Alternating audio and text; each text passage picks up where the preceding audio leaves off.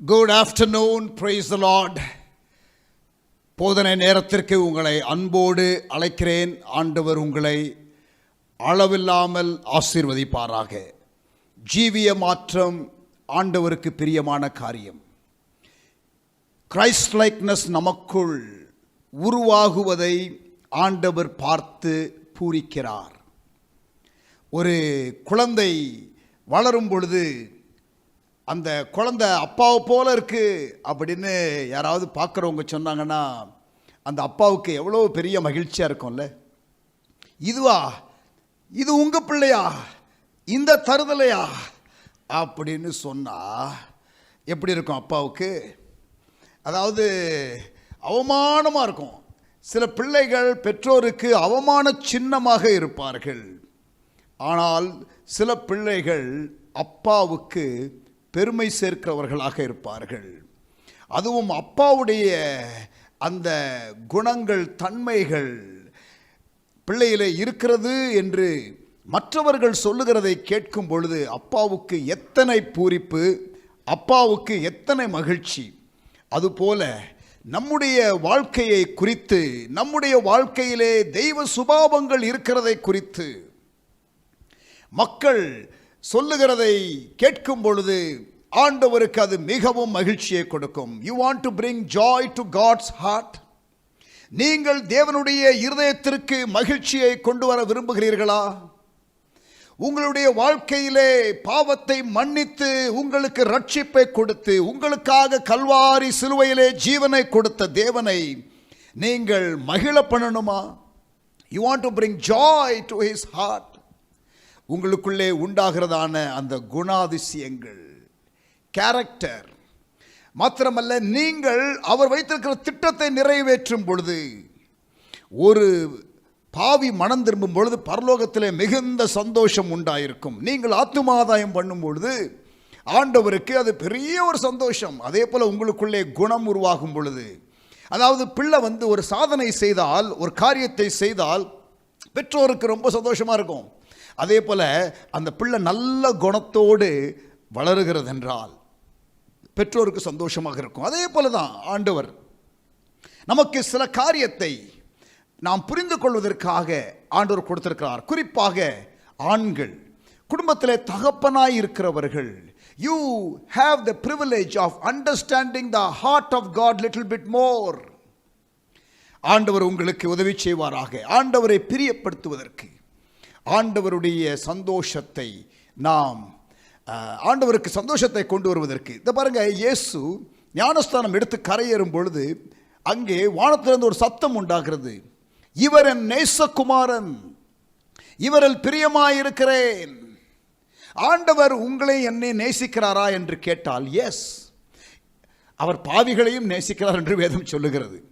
அதில் சந்தேகமே இல்லை. ஆண்டவர் உலகத்தில் உள்ள எல்லாரையும் நேசிக்கிறார். அவர் உங்களை நேசிக்கிறார், என்னை நேசிக்கிறார். God so loved the world, and the Bible also says while we were yet sinners Christ died for us.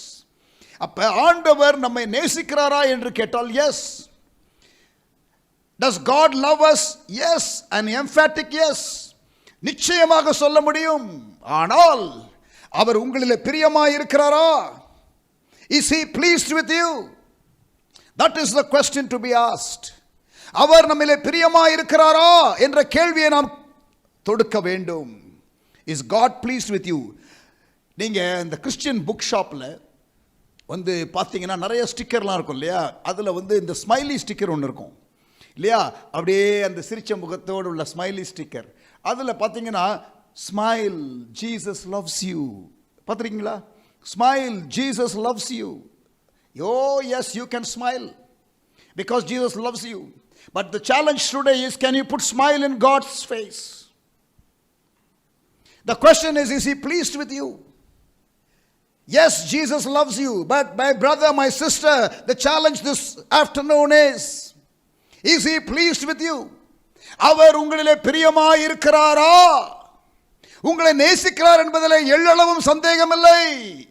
அது அவருடைய குணத்தை பொறுத்தது. God loving you has to do with his character. God loving you has to do with his character. But Is he pleased with you or not? Very much depends on your character. உங்களுடைய சுபாவம் எப்படி இருக்கிறது என்பதை பொறுத்தான் அவர் உங்களுடைய பிரியமாய் இருக்கிறாரா இல்லையா என்பது நிர்ணயமாகிறது. 1 கொரிந்தியர் 10ஆம் அதிகாரம் வாசிக்கலாம். 1 Corinthians chapter 10. இப்படி இருக்க எப்படி இருக்க இப்படி இருக்கன்னு ஆரம்பிக்குது 10ஆம் அதிகாரம். எப்படி இருக்க 9ஆம் அதிகாரத்தில் பின்பகுதி, ஓடுகிறவர்கள் எல்லாரும் ஓடுகிறார்கள், ஆனால் பந்தய பொருளை பெறுவதற்காக ஓடுங்கள். அவர்கள் அழிவுள்ள கிரீடத்தை பெறும்படி ஓடுகிறார்கள், நீங்களோ அழிவில்லா கிரீடத்தை பெறும்படி நீங்கள் ஓடுகிறீர்கள். அப்படிப்பட்டதான நீங்கள் எப்படி எவ்வளவு கவனமாக உங்கள் ஜீவியத்தை குறித்து இருக்க வேண்டும். You are running to receive incorruptible crown, and how much more disciplined you should be. எவ்வளவு நீங்கள் ஒழுக்கமாய் இருக்க வேண்டும் என்று பவுல் எழுதுகிறார். கடைசியாக முடிக்கும் பொழுது, மற்றவர்களுக்கு பிரசங்கம் பண்ணுகிற நான் தானே ஆகாதவனாய் போகாதபடிக்கு என் சரீரத்தை ஒடுக்குகிறேன். In English it says, I beat my body to subjection lest I be a castaway என்று பவுல் தன்னை குறித்து சொல்லுகிறார். இதை சொல்லிவிட்டு பவுல் 10ஆம் அதிகாரத்தில் இப்படி இருக்க, he is warning the Corinthians and he is using an illustration. இங்கே ஒரு உதாரணத்தை கொண்டு வருகிறார். இஸ்ரவேல் ஜனங்களுடைய காரியத்தை குறித்த உதாரணம். இப்படி இருக்க சகோதரரே, நீங்கள் எவைகளை அறிய வேண்டும் என்று இருக்கிறேன் என்றால், நம்முடைய பிதாக்கள் எல்லாரும் யார்? இஸ்ரவேல் ஜனங்கள். நம்முடைய பிதாக்கள் எல்லாரும் அங்க நீங்க இந்த வார்த்தையை கவனிக்கணும். எல்லாரும். If you have the practice of underlining the Bible, then எல்லாரும், பிதாக்கள் எல்லாரும் மேகத்துக்கு கீழ் இருந்தார்கள். அப்புறம் பாருங்க, எல்லாரும் சமுத்திரத்தின் வழியாய் நடந்தார்கள். அண்டர்லைன், எல்லாரும். அப்புறம் 2ஆம் வசனம், எல்லாரும் மோசேக்குள்ளாக மேகத்தினாலும் சமுத்திரத்தினாலும் ஞானஸ்நானம் பண்ணப்பட்டார்கள். எல்லாரும். அப்புறம் 3ஆம் வசனம், எல்லாரும் ஒரே ஞான போஜன பதத்தை புசித்தார்கள். எல்லாரும் ஒரே ஞான போஜனத்தை புசித்தார்கள். எல்லாரும் ரட்சிக்கப்பட்டாங்க, எல்லாரும் ஞானஸ்நானம் எடுத்தாங்க, எல்லாம் கம்யூனியன் எடுத்தாங்க. அதான் இப்ப மாடர்ன் டே வெர்ஷன். எல்லாரும் ஒரே ஞான பானத்தை குடித்தார்கள். எப்படி எனில் அவர்களோடே கூட சென்ற ஞான கண்மலையின் தண்ணீரை குடித்தார்கள். அந்த கண்மலை கிறிஸ்துவே. இதுல ஒன்னும் கொஸ்டினே கிடையாது. இவர்கள் கிறிஸ்தவர்கள். கிறிஸ்துவுடனே கூட கிறிஸ்து அங்கே இருக்கிறார், அதெல்லாம் ரைட்டுங்க. ஆனால் 5ஆம் வசனம் பாருங்க, அப்படி இருந்தோம். எப்படி இருந்தோம்? ரட்சிக்கப்பட்டோம், ஞானஸ்நானம் எடுத்தோம், அபிஷேகம் பெற்றோம், கம்யூனியன் எடுத்தோம். அப்படி இருந்தோம். அவர்களில் அதிகமான பேர்களிடத்தில் மெஜாரிட்டி அவுட்டு, மெஜாரிட்டி ஃபெயிலே. அப்படி இருந்தோம். அவர்கள் அதிகமான பேர்களிடத்திலே தேவன் பிரியமாய் இருக்கவில்லை. God was not pleased. God was not pleased. Yes, God loves them. Daily மன்னா கொடுக்குறாரு, மன்னா கொடுக்குறாரு டெய்லி சாப்பிட்றதுக்கு, தின்னுடான்னு. ஆனால் உன் கேரக்டருக்கு நான் சர்டிஃபிகேட் கொடுக்க முடியாதுன்றார்.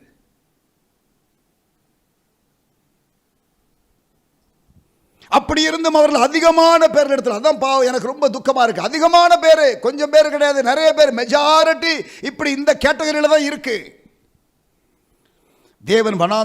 தேவன் பிரியமா இருந்ததில்லை, ஆதலால் வனாந்திரத்திலே அவர்கள் அழிக்கப்பட்டார்கள். பிராமிஸ்குள்ள போகல.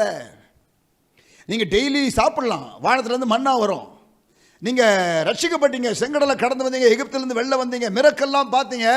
ஆனா உங்க ஜீவியத்தில் ஆண்டவருடைய சர்டிபிகேட் இல்ல, அவருடைய சீல் இல்ல, அவருடைய அப்ரூவல் இல்ல உங்க லைஃபுக்கு. Sad, very chat.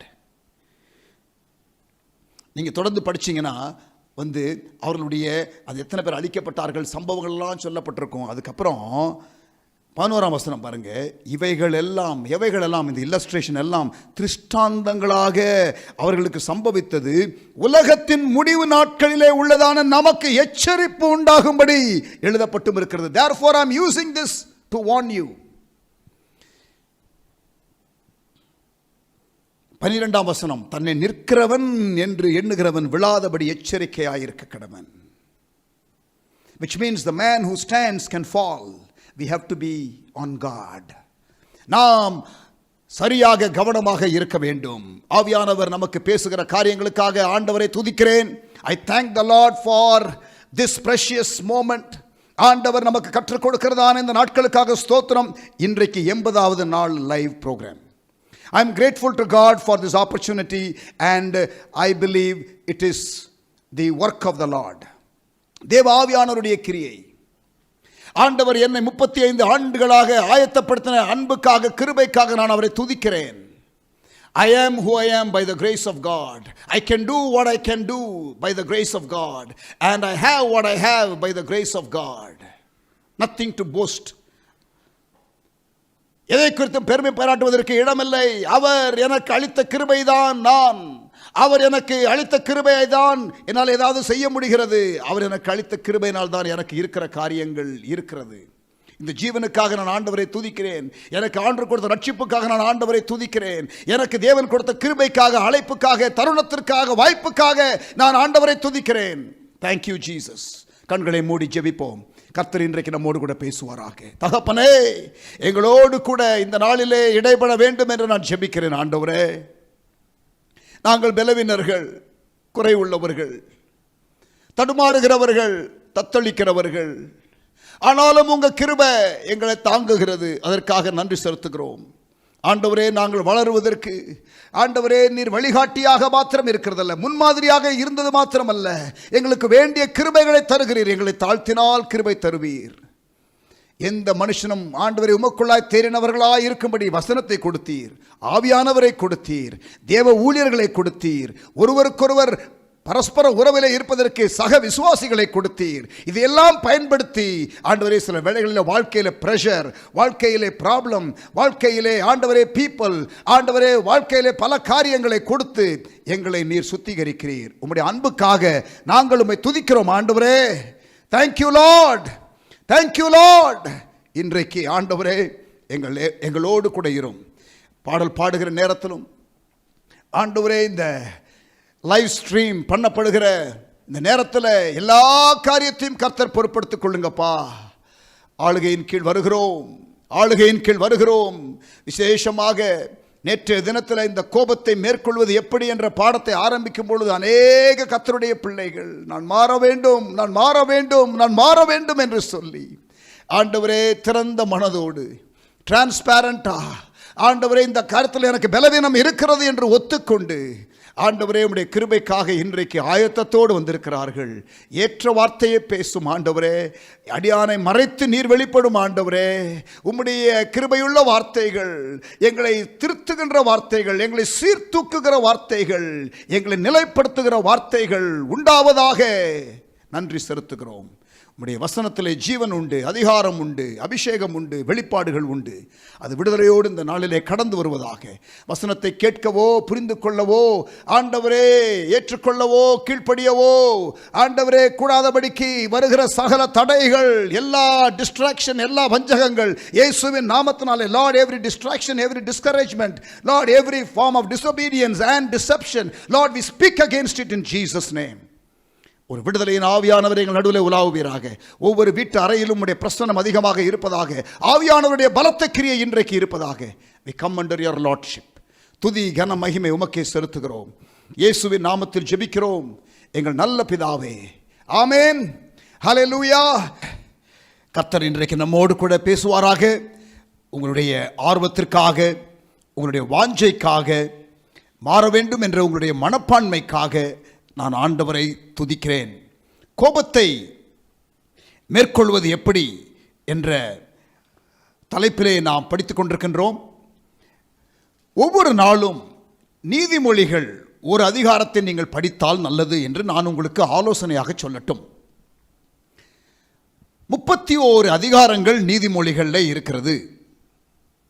உங்களுக்கு சுபாவ மாற்றம் வருவதற்கு, நீங்கள் நல்ல நடத்தையை கொள்வதற்கு, நீங்கள் ஞானமாய் நடப்பதற்கு நீதிமொழிகள் புஸ்தகம் உங்களுக்கு மிகவும் பிரயோஜனமாக இருக்கும்.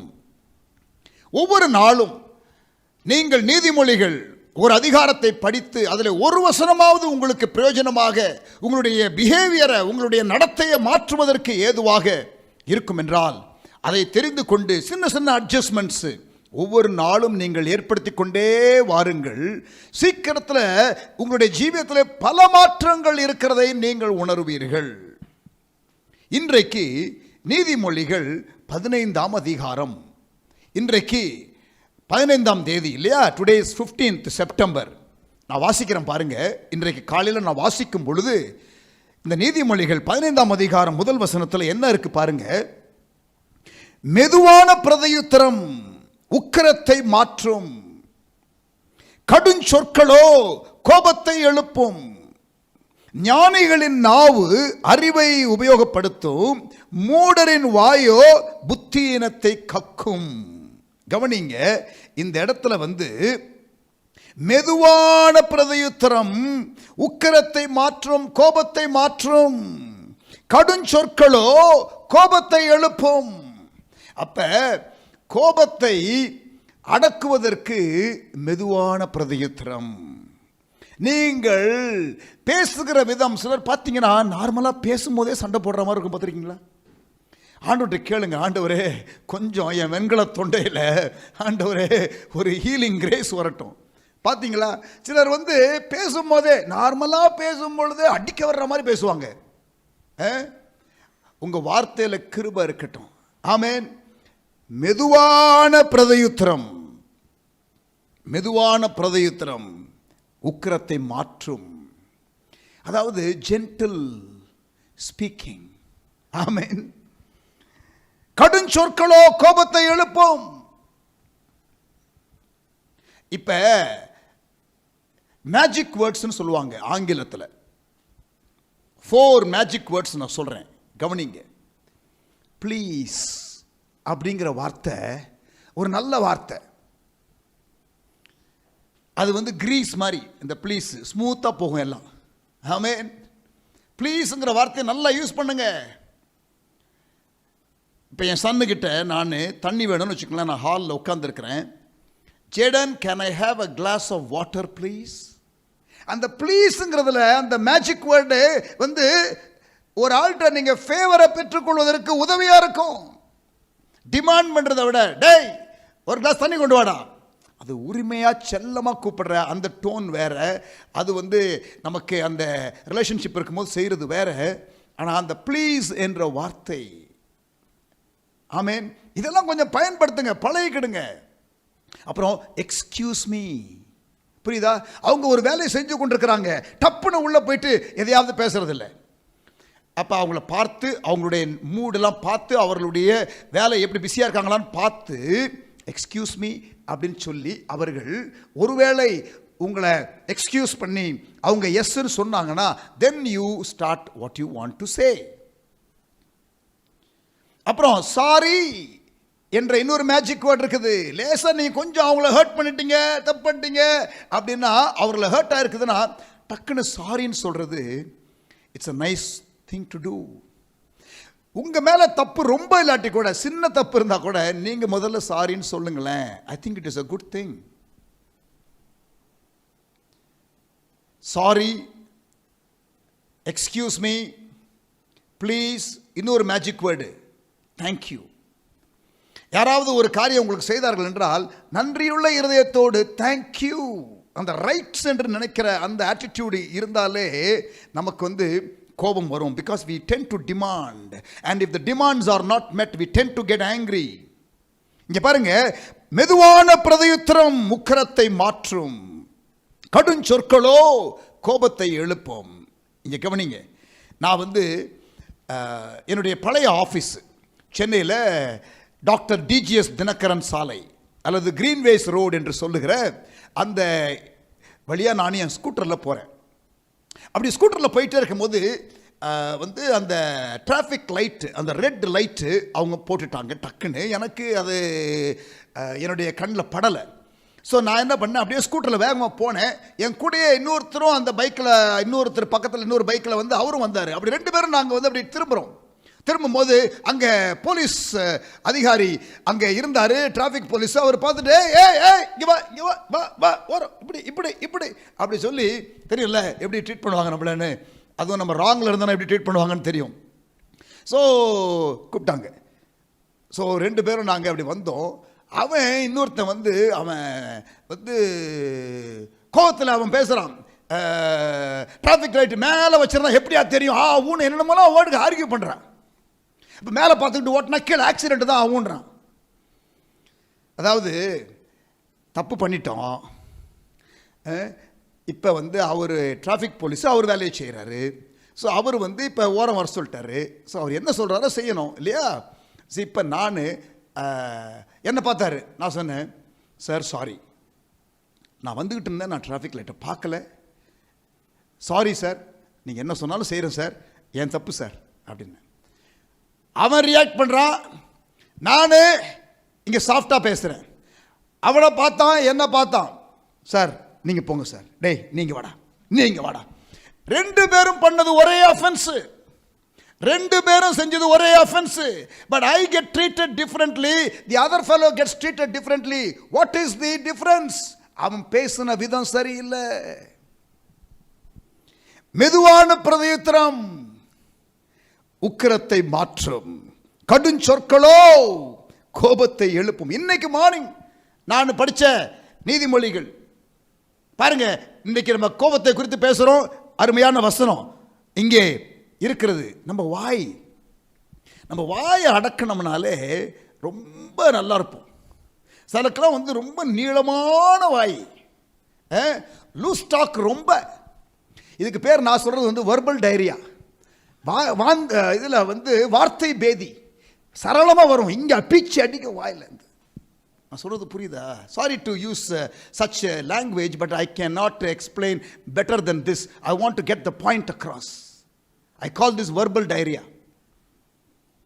வார்த்தை பேதி, பேசுறது பேசுறது பேசுறது. பைபிளில் ஒரு வசனம் இருக்குது, என்னது தெரியுமா? அதிகமான சொற்கள்னால பாவம் இல்லாமல் போவாது, வாயை கொஞ்சம் கண்ட்ரோல் பண்ணுங்க சார். வம்ப விலைக்கு வாங்குறதே நம்ம பேசுற பேச்சு தான். சிலருக்கு வாய் வந்து அடக்க முடியாது. ஆமேன். இதெல்லாம் நம்ம பார்க்கலாம் எப்படி ஓவர் கம் பண்ணுறது அப்படிங்கிற காரியத்தில். பட் இன்றைக்கு மார்னிங் நான் படித்த வசனமாக இது இருக்கிறபடினால I thought I'll start with that. Amen. Loose tongue and anger. Amen. சரி, இது ஒரு ஆராய்ச்சியில் கண்டுபிடிக்கப்பட்ட காரியம், fact. Christian counsellors report that 50% of people who come in for counseling have problems dealing with anger. கிறிஸ்தவ கவுன்சிலர்ஸ் சொல்றாங்க 50% of the cases அவர்கள் handle பண்றதுல வந்து இருக்கிறதான ஒரு அடிப்படை பிரச்சனை என்னவென்றால் ஆங்கர், கோபம். கோபம் அப்படின்னா இது வந்து ஒரு பரவலாக இருக்கிறதான ஒரு பிரச்சனை. This seems to be a very rampant problem across all ages, all races, all classes of people. எல்லா தரப்பு மக்கள், எல்லா இன மக்கள், எல்லா வயதினர், எல்லாருக்கும் இருக்கிற பிரச்சனை போல தெரிகிறது. Anger is a universal problem. It is not limited to one age group, culture, race, economic level, social status, education or any other classification. அதாவது இது வயது வரம்பு கொண்டது அல்ல. வயதானவர்களுக்கும் கோபம் வருகிறது, சின்ன பிள்ளைக்கும் வருகிறது கோபம்.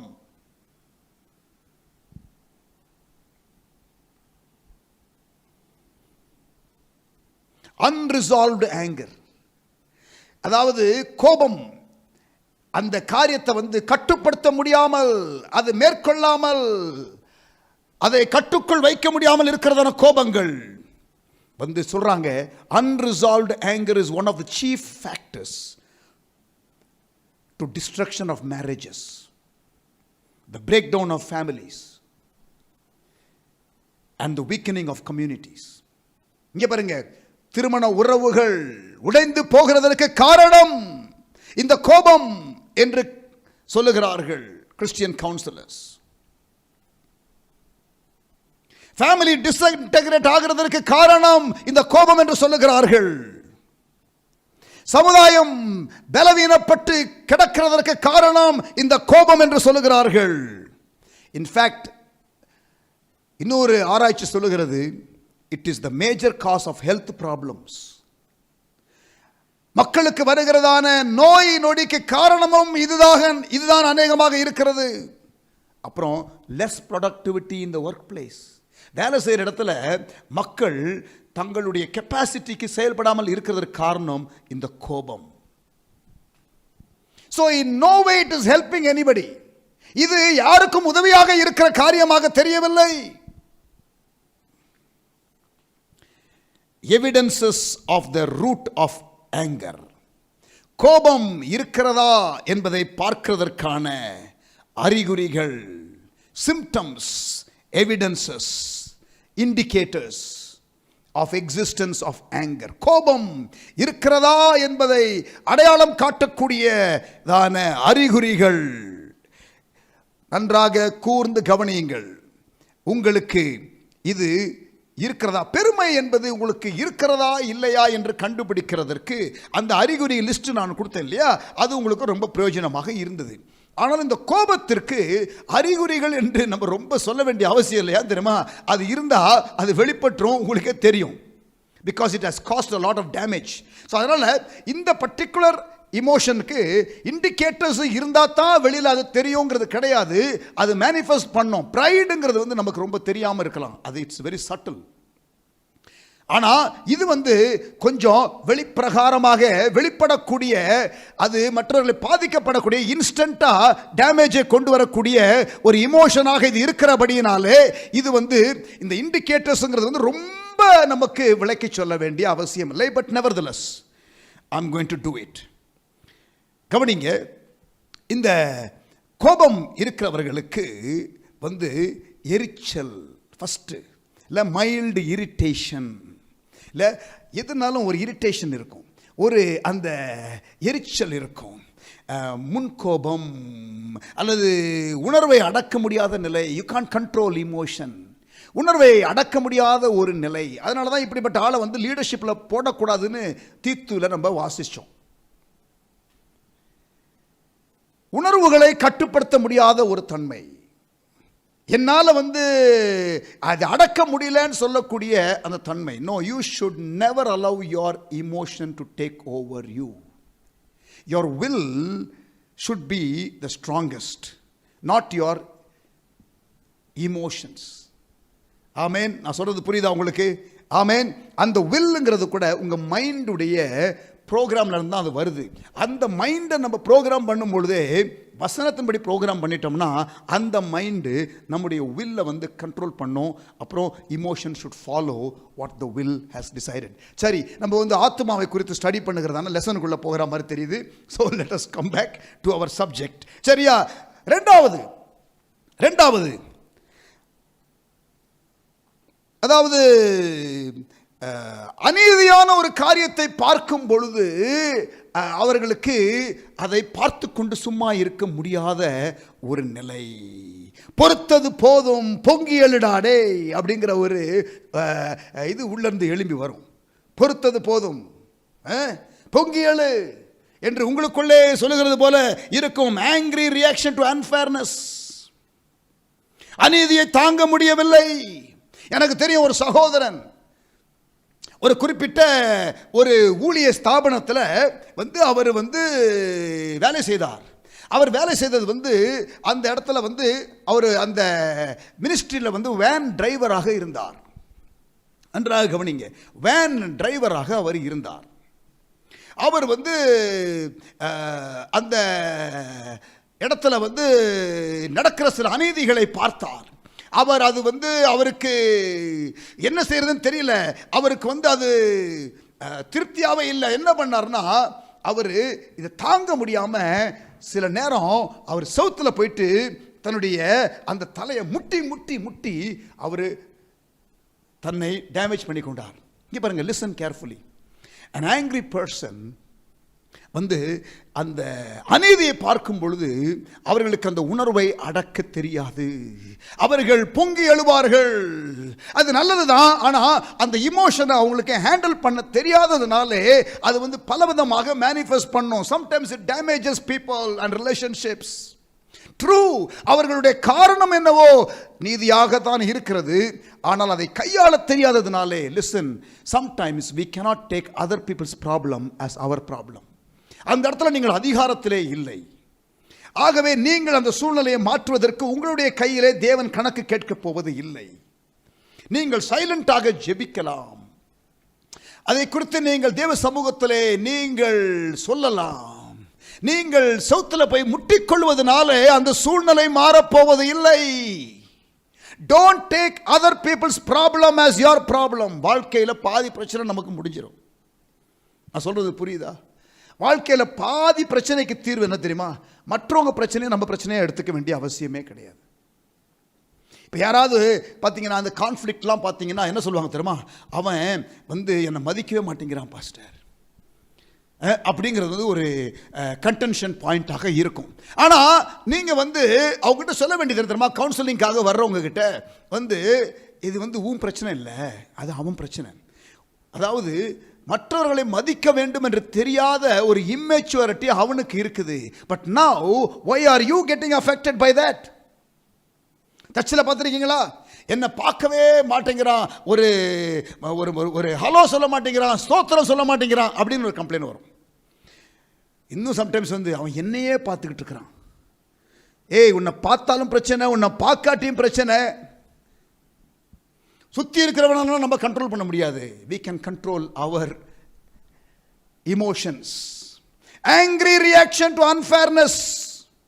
இந்த சகோதரன் டிரைவராக வேலை செய்தார் என்று சொன்னேனே, ஒரு ஊழிய ஸ்தாபனத்தில் அவர் பொறுத்து பார்த்தார். அப்புறம் அவரால் பொறுக்க முடியல, அவர் சவுத்தில் போய் தன்னை முட்டிக்கொண்டார்.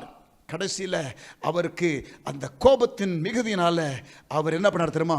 ஒரு கடிதத்தை எழுதி, ராஜினாமா கடிதத்தை எழுதி அங்கே கொடுத்துட்டு இட்ஸ் எனஃப் பாருங்க, கோபத்தில் வேலையை ராஜினாமா செய்து தூக்கி எறிந்து விட்டு வந்து விட்டார். அந்த வாரம் சபைக்கு வர்றாரு, அந்த வாரம் சபை ஆராதனைக்கு வர்றாரு. இது வெள்ளிக்கிழமையோ சனிக்கிழமையோ நடக்கிறது. தூக்கி எறிந்து விட்டு நான் வேலையை விட்டு போகிறேன், சாவியை வச்சுக்கோங்க, நான் வரமாட்டேன் திங்கக்கிழமை என்று சொல்லி வந்து விடுகிறார். அந்த வாரம் பைபிள் ஸ்டடிக்கு வர்றாரு.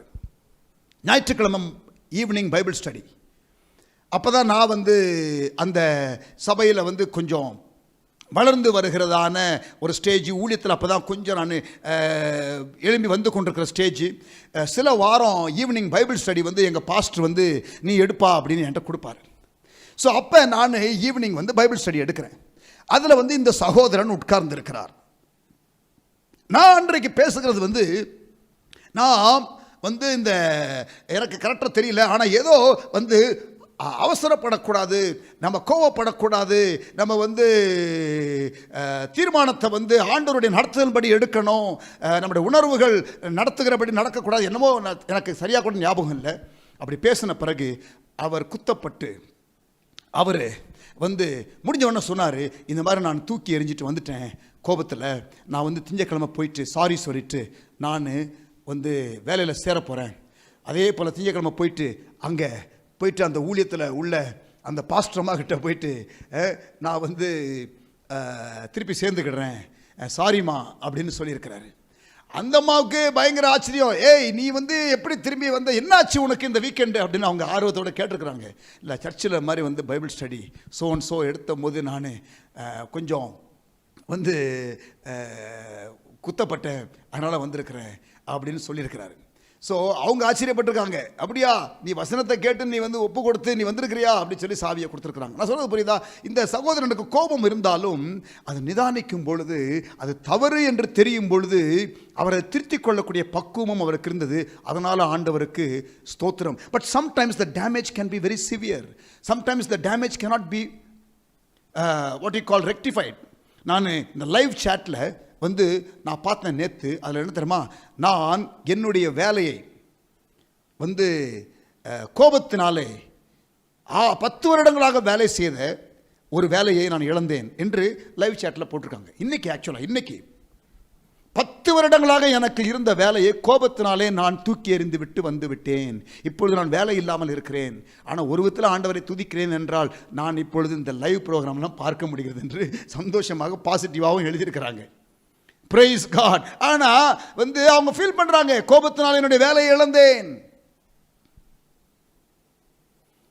You tend to make decisions when you are emotionally unstable. கவனமாக இருக்கணும். அதாவது நம்முடைய உணர்வுகளை கண்ட்ரோல் பண்ண முடியல, நம்முடைய பேச்சை கண்ட்ரோல் பண்ண முடியல, நம்முடைய தீர்மானம் எடுக்கிறதான அந்த எபிலிட்டியை கண்ட்ரோல் பண்ண முடியல, எல்லாமே அவுட் ஆஃப் கண்ட்ரோலாக போய் கொண்டிருக்கிறது. இதெல்லாம் symptoms of the habitual anger. அதாவது ரெகுலராக இது வந்து ஒரு உள்ள நமக்கு இருக்கிறது. இன்சிடென்டல் ஆங்கருங்கிறது வேற, அதாவது ஏதோ ஒரு முறை நடக்கிறதான கோபம் என்பது வேற. ஆனால் ரெகுலராகவே சிலருக்கு இந்த மாதிரி இருக்கும். தீர்மானம் எடுக்கிற காரியத்தில் மற்றவர்கள் பிரச்சனை நம்ம பிரச்சனையாக மாற்றிக்கொள்றது, நம்ம வாயை வச்சுக்கிட்டு சும்மா இருக்க முடியாது. இந்த காரியங்கள் எல்லாமே வந்து அடையாளங்கள். மூன்றாவதாக மாற்றப்பட முடியாத சூழ்நிலைகளை பார்த்து உணர்வுக்குள் கொந்தளிப்பு. அதாவது மாற்ற முடியாத சூழ்நிலை. அதாவது இங்கே பாருங்க, நான் ஒரு எக்ஸாம்பிள் சொல்கிறேன். நான் பீகாருக்கு மிஷினரி ஊழியத்துக்காக அங்கே நான் வந்து போய் பார்க்கறதுக்காக அடிக்கடி போவேன்.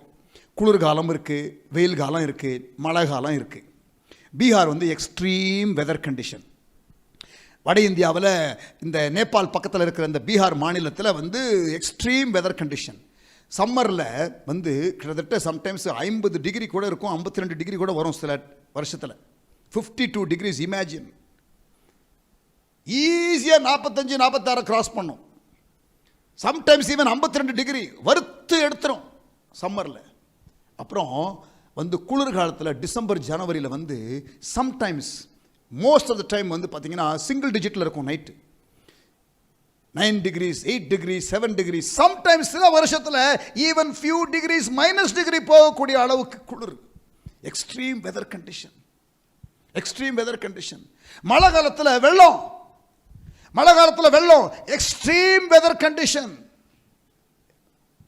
இப்போ அப்படிப்பட்ட நேரத்தில் நான் வந்து ஒரு நாள் அந்த குளிர் டைமில் வந்து நான் அந்த ரயில்வே ஸ்டேஷனில் இரவு 7:45 திரும்பி வர்றதுக்காக நான் வந்து நிற்கிறேன். அந்த பிளாட்ஃபார்மில் குளிருது, விரைக்குது. ட்ரெயின் வந்து 7:45 வரும்னு தான் சொன்னாங்க. நான் அங்கே போய் நிற்கிறேன். ஆனால் 7:45 ட்ரெயின் வரல. அப்புறம் வந்து என்ன சொல்கிறாங்கன்னா வந்து அனௌன்ஸ் பண்ணுறாங்க, ட்ரெயின் தாமதமாக வரும், அது வந்து 1 மணி நேரம் தாமதமாகும் என்று சொல்கிறார்கள். சரி, 1 மணி நேரம் தாமதமாகும்னு சொன்ன உடனே நீங்கள் என்ன பண்ணுவீங்க? வீட்டுக்கு போக மாட்டீங்க, அங்கேயே இருக்கீங்க. அப்புறம் வந்து கொஞ்ச நேரம் கழித்து என்ன சொல்கிறாங்க தெரியுமா? அவங்க வந்து இன்னொரு 1 மணி நேரம் கழித்து இன்னும் 1 மணி நேரம் என்று சொல்கிறார்கள். அப்பயும் நீங்கள் வீட்டுக்கு போக முடியாது. மொத்தமாக ஒரு 5 மணி நேரம்னு சொன்னாங்கன்னா கூட வீட்டில் போயிட்டு தூங்கிட்டு வரலாம், இல்லைன்னா பக்கத்தில் எங்கேயாவது ஒரு ரூம் போட்டு நம்ம தங்கிடலாம், இல்லைன்னா வந்து ஏதாவது ஒரு வழியை பார்க்கலாம். ஆனால் அப்போ 2 மணி நேரம் ஆச்சு, வரல. அவங்க சொல்கிறாங்க 1.5 hours மோர், இன்னும் 1.5 மணி நேரம்.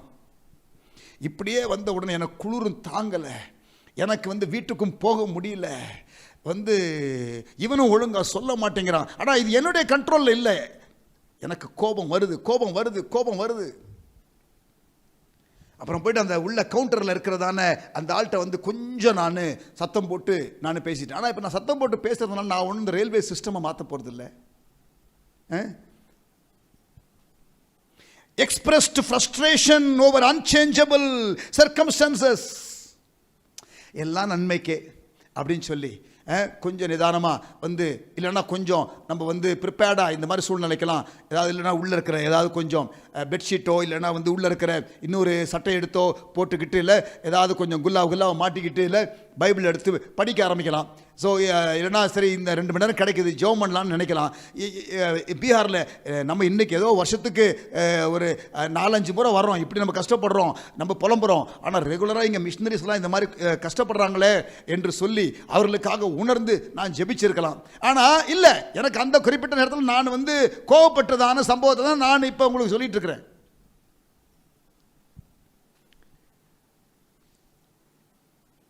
எத்தனை மணி நேரம் ஆச்சு தெரியுமா? 5-6 மணி நேரம் ஆச்சு அங்கே இருக்கிறேன். அப்புறம் ஃபைனல் என்ன சொல்கிறாங்க தெரியுமா? Train cancelled. எனக்கு மறுநாள் வந்து அங்கே கல்கட்டாவிலேருந்து சென்னைக்கு வர்றதுக்கு ஃப்ளைட்டு. எப்படி இருக்கும் உங்களுக்கு வந்து பல காரியங்கள், அதாவது too many things are happening and nothing seem to be favorable and you seem to be rising up with anger. அப்புறம் என்னதான் வழின்னு சொல்லிட்டு கூட என் கூட இன்னொருத்தர் நிற்கிறார். நானாவது இங்கே ட்ராவல் பண்ணுறவன், இன்னொரு அங்கே உள்ள மிஷினரி வந்து என்னை அனுப்ப வந்தவர், அவர் பாவம், அவர் வந்து அங்கே வந்து அவரும் நின்றுட்டு இருக்காரு. நானும் சொன்னேன், நீங்கள் வேணால் போங்க, இன்னும் 1 மணி நேரத்தில் வந்துடும். இல்லை பாஸ்டர், இப்படி தான் சொல்லுவாங்க பாஸ்டர், ஆனால் வந்து இருக்குமான்னு தெரில பாஸ்டர், அதனால் நான் இருக்கிறேன் பாஸ்டர்னு அவர் இருக்கிறார். அப்புறம் கடைசியில் நான் போய் தான் ஆகணும்னு சொன்ன உடனே அவர் சொன்னார், இங்கேருந்து பாஸ்டர் இன்னொரு ட்ரெயின் இருக்குது, அந்த ட்ரெயின் தான் கேன்சல்டு, இந்த ட்ரெயின் நீங்கள் போயிட்டு இந்த இடத்துக்கு போனீங்கன்னா 2 ஹவர் அங்கே போயிட்டு இறங்கிட்டு அங்கேருந்து இன்னொரு ட்ரெயின் ஒன்று வரும், அந்த ட்ரெயினில் ஏறி நீங்கள் போகிறதுக்கு சான்ஸ் இருக்குன்னு. ஸோ அதை நான் எடுத்து அந்த ட்ரெயினில் தூக்கம் இல்லை, அப்புறம் இன்னும் கோபம் வருது, அங்கே போய் நின்னா அந்த ட்ரெயின் ஒரு 1 ஹவர் டிலே, அந்த ஸ்டேஷனில் போய் ஊர் தெரியாது, இன்னொரு இடத்துல போயிட்டு பாஷையும் தெரியாது. இந்த மாதிரி சூழ்நிலை வரும்போது கோபம், இதெல்லாம் வந்து ஆக்சுவலாக டெஸ்ட் ஆஃப் கேரக்டர். வாழ்க்கையில் ஆண்டவர் சூழ்நிலைகளை அனுமதிப்பார். எக்ஸ்பிரஸ் ஃப்ரஸ்ட்ரேஷன் ஒரு அன்சேஞ்சபிள் சர்க்கம்ஸ்டன்சஸ். அடுத்து நம்பர் 4, அதாவது கோபம் இருக்கிறதுக்கான அறிகுறிகள். அப்போ நான் என்னதான் பண்ணணும்? அப்போ எப்பயுமே கோபமே படக்கூடாதா? கோபமே படக்கூடாதுன்னு சொல்லலை. அதாவது இது வந்து எதுக்கெடுத்தாலும் இரிட்டேஷன் வரும் தெரியுமா? அதாவது எந்த சூழ்நிலை வந்தாலுமே ஒரு இரிட்டேஷன் வந்துகிட்டே இருந்துச்சுன்னா ஆண்டவர் வந்து உங்களுக்குள்ள கேரக்டர் டெவலப் பண்ணுறதுக்கு இந்த மாதிரி சூழ்நிலைகளை அதிகமாக அனுமதிப்பார். நீ எப்போ தான் ஓவர் கம் பண்ண போகிறேங்கிறதுக்காக. ஸோ அதனால் வந்து நம்ம வந்து ஏதோ இன்சிடென்டெல்லாம் ஒன்ஸ் இன் ஒயில் வந்தால் பரவாயில்ல, பட் ஆனால் ரெகுலராக வந்து அன்சேஞ்சபிள் சர்க்கம்ஸ்டன்சஸ் இருக்கும் பொழுது நம்ம அதை கோவப்படுறது வந்து வேஸ்ட்டுன்ற. ஏன்னா சூழ்நிலை மாறப்படுறதில்ல, நீங்கள் கோவப்படுறதுனால நீங்கள் தான் டேமேஜ் ஆக போகிறீங்க. 4வதாக கிரம்பிளிங், முறுமுறுப்பு, அப்புறம் புறங்கூறுதல், குற்றப்படுத்துதல், கம்ப்ளைனிங், டிஸாட்டிஸ்ஃபேக்ஷன், மர்மரிங், இந்த மாதிரி காரியங்கள் எல்லாம் வந்து வர ஆரம்பிக்கும். இதெல்லாம் அடையாளங்கள். அடுத்து an ungrateful spirit, ungrateful spirit, looking only at the negatives. நல்லா கவனிங்க, இதை நல்லா நீங்கள் கவனிக்கணும். இப்போ வந்து யாராவது ஒருத்தர் உங்களுக்கு வந்து 10 நன்மையான காரியங்களை செஞ்சுருப்பாங்க, 10 நன்மையான காரியங்களை செஞ்சுருப்பாங்க. ஆனால் ஒரு தப்பான காரியம் செய்யும் பொழுது உங்களுக்கு அந்த கோபம் வரும். அந்த கோபம் வரும்பொழுது என்ன ஆகும்னா, செய்த அல்லது பெற்றுக்கொண்ட 10 நன்மைகள் உடனே மறந்துடும். There comes an ungrateful spirit. நான் சொல்றது புரியுதா? ஆண்டவர் இடத்துல கூட நமக்கு அந்த மாதிரி கோபம் வரும். நமக்கு எத்தனையோ நன்மைகளை ஆண்டவர் செய்திருக்கிறார்கள், ஒரு காரியம் கேட்டு அந்த காரியம் நடக்கலன்னு வச்சுக்கோங்களேன், ஆண்டவர் மேலே கோபப்படுகிறதான மக்கள் எனக்கு நிறைய பேர் தெரியும். அதனால் அவர்கள் ஜெபம் கேட்கப்படாதனால எத்தனையோ 10 ஜெபங்கள் கேட்கப்பட்டு சாட்சியெல்லாம் சொல்லியிருப்பாங்க. ஆனால் ஒரு குறிப்பிட்ட காரியத்தில் பதில் வராதனால சபையை விட்டு அவங்க எந்த சபைக்கும் போக மாட்டாங்க. அப்படி 2 வருஷம் சபைக்கு போகாது இருந்த ஆட்கள் தெரியும். பைபிள் 2 வருஷம் 3 வருஷம் படிக்காமல் இருந்தவங்க தெரியும். சபைக்கு வருவாங்க, ஆனால் பைபிள் படிக்க மாட்டாங்க, பைபிள் திறக்க மாட்டாங்க, சபையில் ஏதோ வந்து போவாங்க. கோபம், அன்கிரேட்ஃபுல், அன்கிரேட்ஃபுல். இந்த ஆங்கர் இருக்கிறவங்களுக்கு there will be ungratefulness. நல்லா கவனிக்கணும். நீங்கள் நன்மையான காரியங்களை ஆண்டவரிடத்தில் வந்து பெற்றுக்கொண்ட காரியங்களை எப்பொழுதும் மறந்து போகக்கூடாது. நன்றி மறப்பது நன்றன்று, நன்றல்லது அன்றே மறப்பது நன்று என்று திருக்குறளில் நீங்கள் வாசிப்பீர்கள். அது வந்து நான் ஏற்றுக்கொள்ளுகிறேன். ஏனென்றால் பைபிள் வசனத்தில் இருக்கிறதான ஒரு சொல்லுதான் அது. ஆமேன், ஹல்லேலூயா. கிரேட்ஃபுல் ஹார்ட், ஸ்தோத்திரத்தின் மிகுதினால கிருபை பெருகுன்னு போட்டிருக்குது.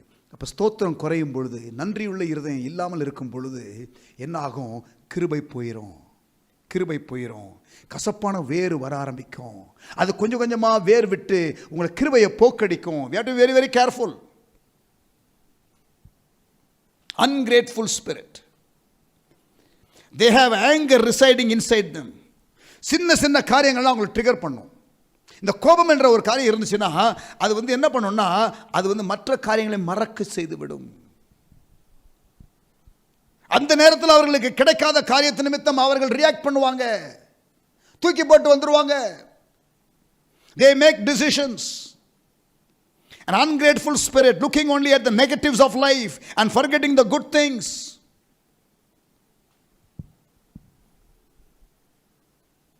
எக்ஸ்பெக்டேஷன்ஸ் இருக்கும், எக்ஸ்பெக்டேஷன்ஸ் ஃபுல்ஃபில் ஆகலைன்னா கோபம் வரும்.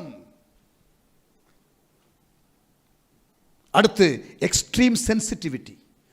இந்த ஒரு செடி இருக்கும், அதுக்கு பேர் வந்து தொட்டா சுருங்கி. பார்த்தீங்களா, அந்த இலையை போய் தொட்டா அப்படியே அதை அப்படியே மூடிடும். பார்த்துறீங்களா, அந்த மாதிரி சில விசுவாசி இருக்குது, தொட்டா சுருங்கி. இல்லை, ரொம்ப சென்சிட்டிவ், ரொம்ப சென்சிட்டிவ். யாராவது ஒன்று இப்படி பேசிட்டாங்க, சர்ச்சுக்கு வரமாட்டேன். என்ன பாஸ்டர் இப்படி பேசுகிறாங்க சர்ச்சில், நான் வரமாட்டேன் சர்ச்சுக்கு. கேட்டிருக்கீங்களா? இந்த மாதிரி சென்சிட்டிவ் பீப்புள், இந்த கோபம் இருக்கிறவர்களுக்கு ரொம்ப சென்சிட்டிவ். அவங்கள நம்ம ரொம்ப கேர்ஃபுல்லாக தான் ஹேண்டில் பண்ணோம். இது கண்ணாடி பொருள் போல டபால்னு உடைஞ்சிரும்.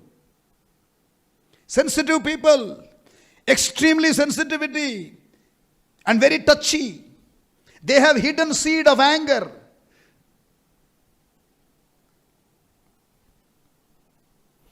அவர்கள் தடபுடலா தீர்மானம் எடுப்பாங்க, அதுக்கப்புறம் லேட்டர் வருந்துவாங்க.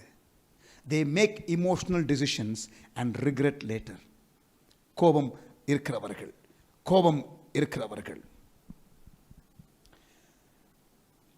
நேற்றைய தினத்தில் உங்களுக்கு சொன்னேன், பொறாமை இருக்கும் பொழுது அது கோபத்தில் போய் முடியும். பெருமை இருக்கும் பொழுது அது கோபத்தில் போய் முடியும்.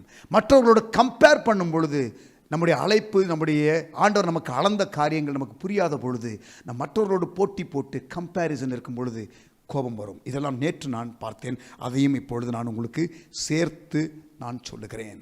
சார்ல்ஸ் ஸ்விண்டால் என்று சொல்லக்கூடிய ஒரு அருமையான ஒரு தேவனுடைய ஊழியர், ஆங்கர் என்ற அவருடைய புக்லெட், யாரோ கேட்டிங்கல்ல கோபத்திற்கு புக்கில் ஆங்கரை பற்றி ஒரு புக்லெட்டு, கண்ட்ரோலிங் ஆங்கர் அல்லது ஆங்கர் என்ற ஒரு புக்லெட்டு சார்ல்ஸ் ஸ்விண்டால் என்ற ஒரு அருமையான தேவனுடைய ஊழியர் எழுதின ஒரு புஸ்தகத்தில், அந்த புக்லெட்டில் இருக்கிற ஸ்டேட்மெண்ட்டை நான் உங்களுக்கு இப்பொழுது நான் வாசிக்க விரும்புகிறேன், எக்ஸ்பிளைன் பண்ண விரும்புகிறேன். நன்றாக கவனியுங்கள், because I think this is very important.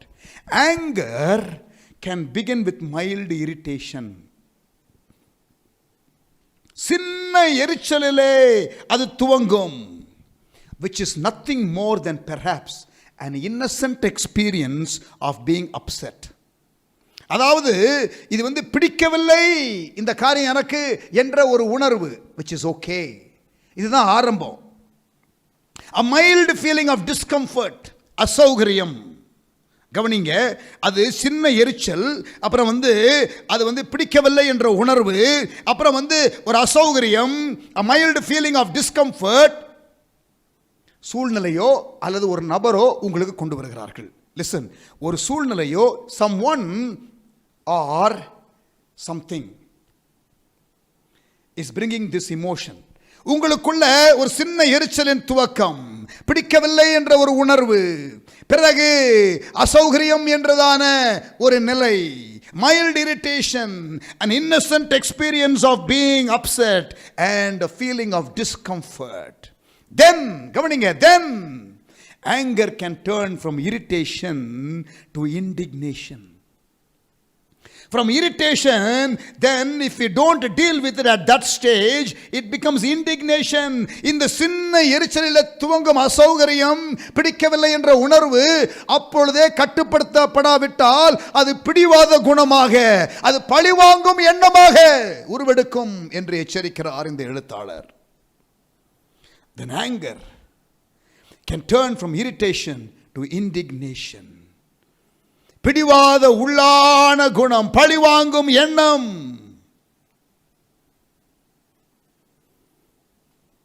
அது என்ன சொல்லுதுன்னா, இதற்கு ஒரு பரிகாரம் வேணும், நான் சும்மா விட மாட்டேன் என்ற ஒரு உணர்வு கொப்பளித்துக் கொண்டு வருகிறது உங்களுக்குள்ள. இது இப்படி இருக்க நான் விட மாட்டேன், நான் ரெண்டுல ஒன்று பார்ப்பேன் அப்படின்னு உள்ளுக்குள்ள ஏதோ ஒன்று குமுறுகிறது.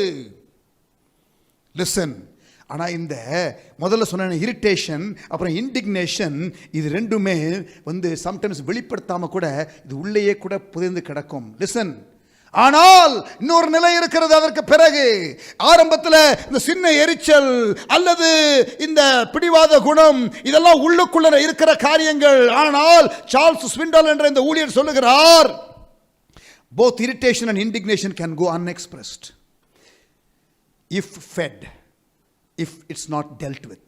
இது கையாளப்படாவிட்டால், இதை அப்படியே விட்டுவிட்டால், indignation leads to wrath என்று சொல்லுகிறார். இது இந்த உள்ளான அந்த எண்ணம், பழிவாங்கும் எண்ணம், பிடிவாத எண்ணம், அந்த கொக்கரிக்கும் உணர்வுகள் உள்ளே அது கோபமாக உருவெடுக்கிறது என்று அவர் சொல்லுகிறார். which never goes unexpressed. இந்த கோபம் என்பது எப்பொழுதுமே அது வெளிப்படாமல் உள்ளே அடங்கி கிடக்காது. Psychologist tell us that wrath is a strong desire to avenge. பழி வாங்க வேண்டும் என்ற ஒரு எண்ணம். And அடுத்த ஸ்டேஜ் anger becomes fury. அவர் சொல்றாரு anger then increases and becomes fury. கோபம் கொப்பளித்துக் கொண்டு எழும்பும். கோபம் அது மைல்டு லெவல்ல இருந்து இன்னொரு லெவலுக்கு போகும். இங்கே ஃபியூரி என்று சொல்லுகிற வார்த்தை அந்த அந்த கொப்பளித்துக் கொண்டு வரும் கோபம் என்று சொல்லுகிற அந்த வார்த்தை வந்து next emotion violence, even a loss of emotional control. உங்கள் உணர்வுகளை நீங்கள் இழக்கக்கூடிய, இமோஷனல் பேலன்ஸை இழக்கக்கூடிய ஒரு அந்த காரியம். அப்புறம் சொல்றாரு the last phase of anger is rage. The last phase of anger is rage. அத்திர ஆதங்கம், அடி உதை என்று இறங்கக்கூடிய அளவிற்கு எழும்பி வருகிற உணர்வு. Obviously he says rage is the most dangerous form of anger. பாத்தீங்களா, ஸ்டெப் பை ஸ்டெப் ரொம்ப அழகா அந்த தேவனுடைய ஊழியர் அவருடைய புஸ்தகத்தில், ஆங்கர் என்ற புஸ்தகத்தில், புக்லெட்டில் he has described, and I thought it's a very good paragraph, so I wrote that and I'm explaining that to you. கவனிங்க, ரெண்டு விதமான கோபம், reactionary anger, reactionary anger and life dominating anger. அதாவது மாறுத்தர கோபம், இன்னொன்று வாழ்வை ஆட்டி படைக்கும் கோபம்.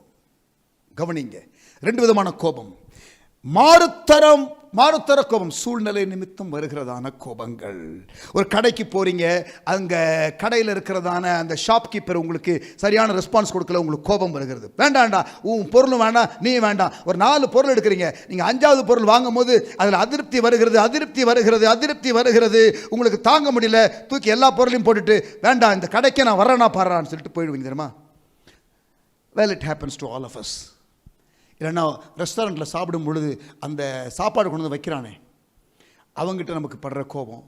டைம் கொஞ்சம் லேட் ஆயிடுச்சு, முதல்ல வந்து அவன் என்ன பண்ணிடுவான், அந்த ஸ்டார்டரை கொடுக்கறதுக்கு பதிலாக அவன் மெயின் ஃபுட்டை கொடுத்துருவான், அப்புறம் ஸ்டார்டரை கொண்டு வருவான். இல்லைன்னா ஸ்டார்டரை வந்து இப்படிலாம் மாற்றி கொடுக்கும்போது கோபம் வரும் உங்களுக்கு. நான் கேட்ட காரியம் இல்லையே, உப்பு இல்லை, காரம் இல்லை, டேஸ்ட்டு முன்ன மாதிரி இல்லை, எவன்டா சமைக்கிறான் இப்போ, இப்படிலாம் சில நேரத்தில் வந்து ஹோட்டலில் பார்த்துறீங்களா, நிறைய இதெல்லாம் நடக்கும் இல்லை?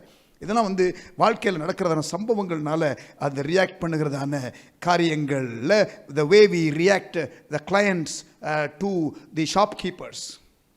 Incidental anger. கார் ஸ்டார்ட் ஆகலை, வரும் பார்த்தீங்களா கோபம். வீட்டில் வந்து ஒருத்தங்க வந்து கோஆப்ரேட் பண்ணல, ஸோ அப்போ டபால்னு கதவை அடைச்சிட்டு போகிறது தெரியுமா? இதெல்லாம் வந்து லைஃப் டாமினேட்டிங் ஆங்கரா சொல்ல முடியாது. லைஃப் டாமினேட்டிங் ஆங்கர் இருந்தாலும் இதெல்லாம் நடக்கும். ஆனால் இது சும்மா ஏதோ அந்த நேரத்தில் ஒரு கோபம், ஆனால் வீட்டுக்கு திரும்பி வரும்போது நீங்கள் பார்த்தீங்கன்னா சந்தோஷமாக அதை மறந்துருப்பாங்க. காலைல கதவை அடைச்சிட்டு போயிருப்பாங்க, ஆனால் ஈவினிங் வரும்போது பழம் வாங்கிட்டு வருவாங்க, இதை மறந்துருப்பாங்க டோட்டலாக. ஸோ இது மாதிரி நிறைய காரியங்கள். இது வந்து ரியாக்ஷனரி ஆங்கர் நமக்கு யாருக்குமே வந்து வராது அப்படின்னு நான் சொல்லலை. இது வந்து quite okay. All these represent a disappointment of expectation. The greater the expectation, the greater the disappointment, the greater the anger. So இதெல்லாம் வந்து லைஃப் டாமினேட்டிங் ஆங்கர். ஆனால் இன்னொன்று பாருங்கள், ரெண்டாவது life dominating anger, a bitter root, ஒரு கசப்பு வேறு. அதாவது மற்றது வந்து அந்த நேரத்தில் நடக்கும், கோவப்படுவோம், அதுவும் தப்பு தான், அதுக்காக அது வந்து ஜஸ்டிஃபை நான் பண்ணல, ஆனால் அது வந்து லெஸ் டேமேஜிங். ஆனால் இப்போ நம்ம டீல் பண்ணுறது லைஃப் டாமினேட்டிங் ஆங்கர், உங்கள் வாழ்வை ஆட்டி படைக்கும் கோபம், கசப்பான வேறு, எப்பயுமே உங்களுக்கு மனதில் ஓடிக்கிட்டே இருக்குது, எப்பயுமே உங்களுடைய இருதயத்தில் அது இருக்குது. சம்டைம்ஸ் வந்து it is present in marriages, திருமண உறவில் சம்டைம்ஸ் இருக்கும் கோபம். பில்டப். அப்புறம் எப்போ பார்த்தாலும் இல்லை, என்ன பண்ணாலும் அந்த வாழ்க்கையில் அந்த ஸ்பௌஸ் என்ன செஞ்சாலும் you get irritated because there is upset. கான்ஸ்டண்ட்டாக நீங்கள் வந்து சில காலத்தில் டிசப்பாயின்மெண்ட் இருக்கிறதுனால. சிலருக்கு பார்த்தீங்கன்னா வந்து வாழ்க்கையில் ஏமாற்றங்கள், சில காரியங்கள் இருந்திருக்கும், அதனால் வாழ்க்கையில் ரொம்ப ரியாக்ட் பண்ணுவாங்க. Listen, hurting people hurt others. I'll repeat this very very important. Hurting people hurt others. அன்பு அவங்க ரிசீவ் பண்ணாதவர்கள். அவங்க அம்மா அப்பா இறந்துருந்தாங்கன்னா, நான் ஒரு இதை வாசித்தேன் இந்த நேற்று தினத்தில். நான் ஒரு ஆர்ஃபனேஜில் வளர்ந்தேன். அம்மா அப்பாவுடைய அன்பு இல்லாமல் வளர்ந்தேன். ஸோ அந்த அன்பே இல்லாதனால அது ஒரு ரஃப் பர்சனாலிட்டியாகவே வளர்ந்துருக்கிறார் இவர். இப்போ இவருடைய பிள்ளைகளை இவர் ட்ரீட் பண்ணுற விதம் சரியில்லை. அவரே சொல்கிறாரு, எனக்கு என் ஆண்டவர் எனக்கு ஏன் பெற்றோரை எடுத்துட்டாரு அப்படிங்கிற ஒரு கோபம். எனக்கு தெரியும், ஒரு ஊழியக்காரர், பெரிய ஊழியக்காரர், தேவனால் பயன்படுத்தப்பட்ட ஒரு ஊழியக்காரர், அவர் இறந்துட்டார் திடீரென்று. அந்த பிள்ளைகள், அதில் ஒரு பையன், அந்த ஊழியக்காரருடைய மகன், அவன் இன்னைக்கு வரைக்கும் அவன் கோபம். அவன் கேட்பான், why sir, why did God take away my father அப்படின்னு ஆண்டவர் மேலே கோபப்படுகிறதான there's anger because there's an undealt hurt which is not healed as yet. ஏற்பட்ட ஒரு காயம் லைஃப்ல, அந்த காயத்தம் நிமித்தம் இந்த கோபமானது இருக்கிறது. Life dominating anger, angry towards God and angry towards authorities. Need inner healing, release. Life dominating anger. இங்கே பாருங்க, 2 விதமான கோபம் என்று நான் இங்கே சொன்னேன். இப்போ இன்னொரு 2 கேட்டகரி சொல்கிறேன். அதாவது ரைச்சியஸ் ஆங்கர், அன்ரைச்சியஸ் ஆங்கர். இப்போ இயேசு தேவாலயத்தில் காசுக்காரர் பலகையை தூக்கி அடித்தாரே, யோவான் 2ஆம் அதிகாரத்தில், மார்க் 11ஆம் அதிகாரத்தில் இதெல்லாம் இருக்குது. இயேசு கோபப்பட்டாரே, அது ஓகேயா? மோசே யாத்திராகமம் 32ஆம் அதிகாரத்தில் அங்கிருந்து மலையிலிருந்து இறங்கி அந்த 2 கற்பலகையை தூக்கி உடைச்சாரே, அது கரெக்டா? மார்க் 3ஆம் அதிகாரம் எடுத்துக்கொள்ளுங்க. மார்க் 3ஆம் அதிகாரம்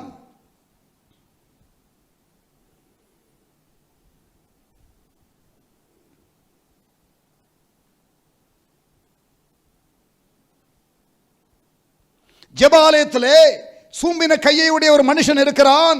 அது ஓய்வு நாளாக இருக்கிறது.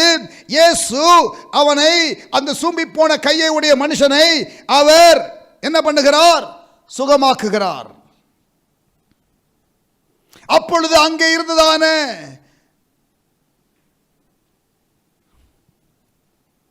மக்கள் என்ன சொல்லுகிறார்கள்? ஓய்வு நாளிலே இவர் எப்படி சுகமாக்க முடியும் என்று சொல்லுகிறார்கள். இயேசு என்ன பண்ணுகிறார்? கவனிங்க 5ஆம் வசனம். அவர்களுடைய இருதய கடினத்து நிமித்தம், மார்க் 3:5, அவர் விசனப்பட்டு கோபத்துடனே, திஸ் இஸ் ஜீசஸ், கோபத்துடனே சுற்றிலும் இருந்தவர்களை பார்த்து அந்த மனுஷனை நோக்கி, உன் கையை நீட்டு என்றார். அவன் நீட்டினான். அதாவது அவங்கள இன்னும் இரிட்டேட் பண்ணுற மாதிரி, அப்படியாடா பண்ணக்கூடாதா, ஏய் அப்படின்னு சொல்லி அவங்க மேலே கோவத்தோடல கையை நீட்டுறா. இப்போ என்னடா பண்ணுவீங்க, பண்ணுங்கடா அப்படின்ற மாதிரி இயேசு அங்கே கோவப்பட்டார் என்று வாசிக்கிறோம். அடுத்து பாருங்க 6ஆம் வசனம். உடனே பரிசேயர் புறப்பட்டு போய் அவரை கொலை செய்யும்படி, யார? இயேசுவை. எதுக்கு? இவர் ஒருத்தரை ஹீல் பண்ணதுக்காக இவர் கொலை செய்யணுமா? ஏன்னா இவங்களுக்கு இவங்களுடைய ஃபிலாசபி, இவங்களுடைய ட்ரெடிஷனு, இவங்களுடைய வே ஆஃப் லைஃப், இவங்களுடைய வே ஆஃப் திங்கிங்கு, இவங்களுடைய ஓரியன்டேஷனு, இவங்களுடைய பேரடைமு அதுக்கு ஒத்து வரல. ஆகவே போட்டு தள்ளணும். இங்கே பாருங்க 5ஆம் வசனத்தில் இயேசு கோபப்பட்டார். அது நியாயமான கோபம். ஒருத்தருக்கு சுகத்தை கொடுக்க வேண்டும் என்பதற்காக கோபப்பட்டார். இங்கே 6ஆம் வசனம், இயேசுவை கொலை செய்ய வேண்டும் என்று கோபப்படுற ஒரு குரூப், அது அநீதியான கோபம். மார்க் 3:5 நியாயமான கோபம். மார்க் 3:6 நியாயமில்லாத கோபம். யாத்திராகமம் 32:19 அங்கே விக்கிரகத்தை செய்து அங்கே நிர்வாணமாக ஆடிக்கொண்டிருக்கிறார்கள். ஆரோனும் அங்கே உள்ளதான மக்களும். அங்கு அந்த கன்றாவியை பார்த்து மோசே கீழே இறங்கி அந்த கற்பலகையை போட்டு உடைக்கிறான். யாத்திராகமம் 32:19 அது ரைச்சியஸ் ஆங்கர். தாவீது பாவம் செய்து விட்டான். இப்பொழுது நாத்தான் தீர்க்கதரிசி என்ன பண்றாரு தெரியுமா? இவருக்கு உணர்த்துவதற்காக ஒரு கதை சொல்றாரு. அந்த கதையில ஒரு அநீதியை பார்க்கிறார் தாவீது. உடனே கோபம் வருது. ஆனா ஆக்சுவலா இவர் தான். அங்க பாருங்க, 2 சாமுவேல் 12:5 அது நல்ல கோபம். அந்த கோபத்தை அவனுக்குள்ள ஜெனரேட் பண்ணி அந்த நபர் நீதான் என்று சொல்வதற்கு தீர்க்கதரிசி ரொம்ப பியூட்டிஃபுல்லா பிரசன்ட் பண்றாரு. Powerful communication. அங்கே பாவத்தினாலே அங்கே ஒரு அநீதி நடக்கிறது என்பதை தாவீது அறிந்து கோபப்படுகிறான். மார்க் 3:5 இயேசு கோபப்படுகிறார். யோவான் 2 இயேசு கோபப்படுகிறார். யாத்திராகமம் 32:19 மோசே கோபப்படுகிறார். ஆனால் இன்னொரு இடத்துல மோசே கோபப்படுகிறார். எங்க? எண்ணாகமம் 20 7-8 படிச்சு பாருங்க. எண்ணாகமம் 20 7-8 படித்து பாருங்க. அங்கே ஆண்டவர் கண்மலே பார்த்து பேசுனா அவன் கோபத்தில் 2 முறை அடிக்கிறான். அதாவது ஆண்டவருடைய திட்டத்தை நிறைவேற்ற முடியவில்லையே என்ற ஆதங்கம், ஆண்டவருடைய ஆசீர்வாதத்தை மக்களுக்கு கொடுக்க வேண்டும் என்ற அந்த காரியத்திற்கு தடையாய் வருகிற காரியங்களை கண்டு வைராக்கியமாய் கோபப்படுகிற காரியம், தேவாலயம் இருக்க வேண்டிய விதமாக இல்லையே என்று இயேசு ஆவேசப்பட்டு அவர் காசுக்கார பலகை தூக்கிப்படுகிறாரே அந்த கோபம், அங்கே இஸ்ரவேல் ஜனங்கள் தேவனுடைய நியமங்களின்படி வாழவில்லையே என்பதற்காக பட்ட மோசேயின் கோபம், இந்த மாதிரி கோபங்கள் நியாயமான கோபம். Righteous anger. எபேசியர் 4:20 வாசிக்கிறோமே, என்ன போட்டிருக்கிறது? எபேசியர் 4:20 என்ன போட்டிருக்கிறது? எபிஷியன்ஸ் 4:26. எபேசியர் 4:26 நீங்கள் கோபம் கொண்டாலும் பாவம் செய்யாதிருங்கள். நீங்கள் கோபம் கொண்டாலும் பாவம் செய்யாதிருங்கள். சூரியன் அஸ்தமிக்கிறதற்கு முன்னாக உங்கள் எரிச்சல் தனிய கடவது. சூரியன் அஸ்தமிக்கிறதற்கு முன்பதாக உங்கள் எரிச்சல் தனிய கடவது. மோசே என்ன பண்ணான் தெரியுமா? இந்த கற்பலகை போட்டு உடைச்சானா, உடைச்சிட்டு இவங்க கிட்ட சேலஞ்ச் பண்ணிட்டு அவன் மேல மறுபடியும் தேவ சமூகத்திற்கு போறான். நீங்க வாசித்து பாருங்க. யாத்திராகமம் 32 அங்கே போயிட்டு ஆண்டவர்கிட்ட போயிட்டு, ஆண்டவரே இந்த ஜனங்களை மன்னிச்சா மன்னிங்க ஆண்டவரே, மன்னி காட்டி என் பேரையும் நீங்கள் கிறுக்கி போட்டுருங்கன்றான். அப்போ அந்த ஹார்ட் ஆண்டவர் பார்க்குறாரு. அங்கே கோபம் வந்துச்சு. ஆனால் சூரியன் அஸ்தமிக்கிறதுக்கு முன்பதாக மோசேயினுடைய கோபம் தணிந்து விட்டது. மோசேயினுடைய கோபம் தணிந்து விட்டது. அந்த மக்களுக்காக அவன் பரிதபிக்கிறான் தேவ சமூகத்திலே போய். ஆனால் லூக்காய் 15 நீங்க வாசிச்சு பாருங்க. லூக்கா 15 28-32 அந்த மூத்த சகோதரன் வீட்டுக்குள்ளேயே இருக்கிறான். ஆனா குமரி கொண்டே இருக்கிறான். எல்லா சொத்தையும் வாங்கிட்டான், போயிட்டான். நான் தான் வீட்டிலேயே உழைச்சிக்கிட்டே இருக்கிறேன். அப்பா எனக்கு படி அளக்க மாட்டேங்கிறாரு, என்ன கிராஜுவேட் பண்ண மாட்டேங்கிறாரு. ஆனா அவன் எல்லாத்தையும் வாங்கிட்டான், போயிட்டான். இப்ப திரும்பி வந்திருக்கான் பாரு, அவனை வேற இப்ப விருந்து செஞ்சு பண்ணிட்டு இருக்கிறாரு. ஆண்டவருடைய ஹார்ட்டை புரிந்து கொள்ள முடியாத மகன். அந்த கோபம் ஆண்டவருக்கு பிடித்தமில்லாத கோபம். அன்ஜஸ்டிஃபைடு ஆங்கர். யோனா தீர்க்கதரிசி, அங்கே அவன் சொன்ன தீர்க்க தரிசனம் நிறைவேறலன்னு கோபம். ஆண்டவர் இரக்கமாய் இறங்கி அந்த நினிவே பட்டணத்தின் மக்களை ரட்சிக்கிறாரு, அதை குறித்து அவனுக்கு சந்தோஷம் இல்லை. Unrighteous anger. Unrighteous anger. Unrighteous anger. இந்த கோபத்திற்கு எதிர்ப்பதம் என்ன? பெருமைக்கு எதிர்ப்பதம் தாழ்மை. ப்ரைடுக்கு ஆப்போசிட் வர்ச்சியூ ஹியூமிலிட்டி. இப்போ இந்த கோபத்திற்கு எதிர்ப்பதம் அல்லது அதற்கு மாறான ஆண்டவருக்கு பிரியமான தன்மை என்ன? சாந்தம். Meekness. Listen friends, meekness is not weakness. It is a virtue that God wants you and I to develop. பைபிளில் 2 பேரை தான் சாந்த குணமுள்ளவர்கள்னு பைபிளில் இருக்குது. ஒன்று இயேசு, இன்னொன்று மோசே. எண்ணாகமம் 12 மோசேயை குறித்து ஆண்டவர் சாட்சி கொடுக்கிறார். மீரியாமின் இடத்திலே, ஆரோன் இடத்திலே, என் தாசனாகிய மோசே சாந்த குணமுள்ளவன் என்று ஆண்டவர் சாட்சி கொடுக்கிறார். மத்தேயு 11 28-29 படித்து பாருங்கள். இயேசு சாந்த குணமுள்ளவர், மனத்தாழ்மை உள்ளவர். ஆமென். சாந்த குணமுள்ளவர்கள் பாக்கியவான்கள் என்று மத்தேயு 5ஆம் அதிகாரத்திலே இயேசு சொல்லுகிறார். ஹியூமிலிட்டியும் வீக்னஸ் கிடையாது, சாந்த குணமும் மீக்னஸும் வீக்னஸ் கிடையாது. இதெல்லாம் கேரக்டர் ட்ரேட். இதை நாம் வளர்க்க வேண்டும். நீங்கள் கலாத்தியர் 5ஆம் அதிகாரம் 22 23 ஆவின் கனிகளை குறித்து நீங்கள் வாசிக்கும் பொழுது, ஆவின் கனி பட்டியலை நீங்கள் பார்க்கும் பொழுது அதிலே இந்த மீக்னஸ், சாந்தம், அது ஒரு ஆவிக்குரிய கனியாக இருக்கிறது. சாந்த குணம் உள்ளவர்கள் ஒரு ஏமாளி அல்ல, ஒரு பயந்து பதுங்கும் பூனை அல்ல. A.W. டோசர் என்ற அருமையான ஒரு எழுத்தாளர் The Pursuit of God என்ற புத்தகத்தில் அவர் சொல்றாரு, The meek man is not a human mouse afflicted with a sense of his own inferiority. No, he is not என்று சொல்லுகிறார் A.W. டோசர்.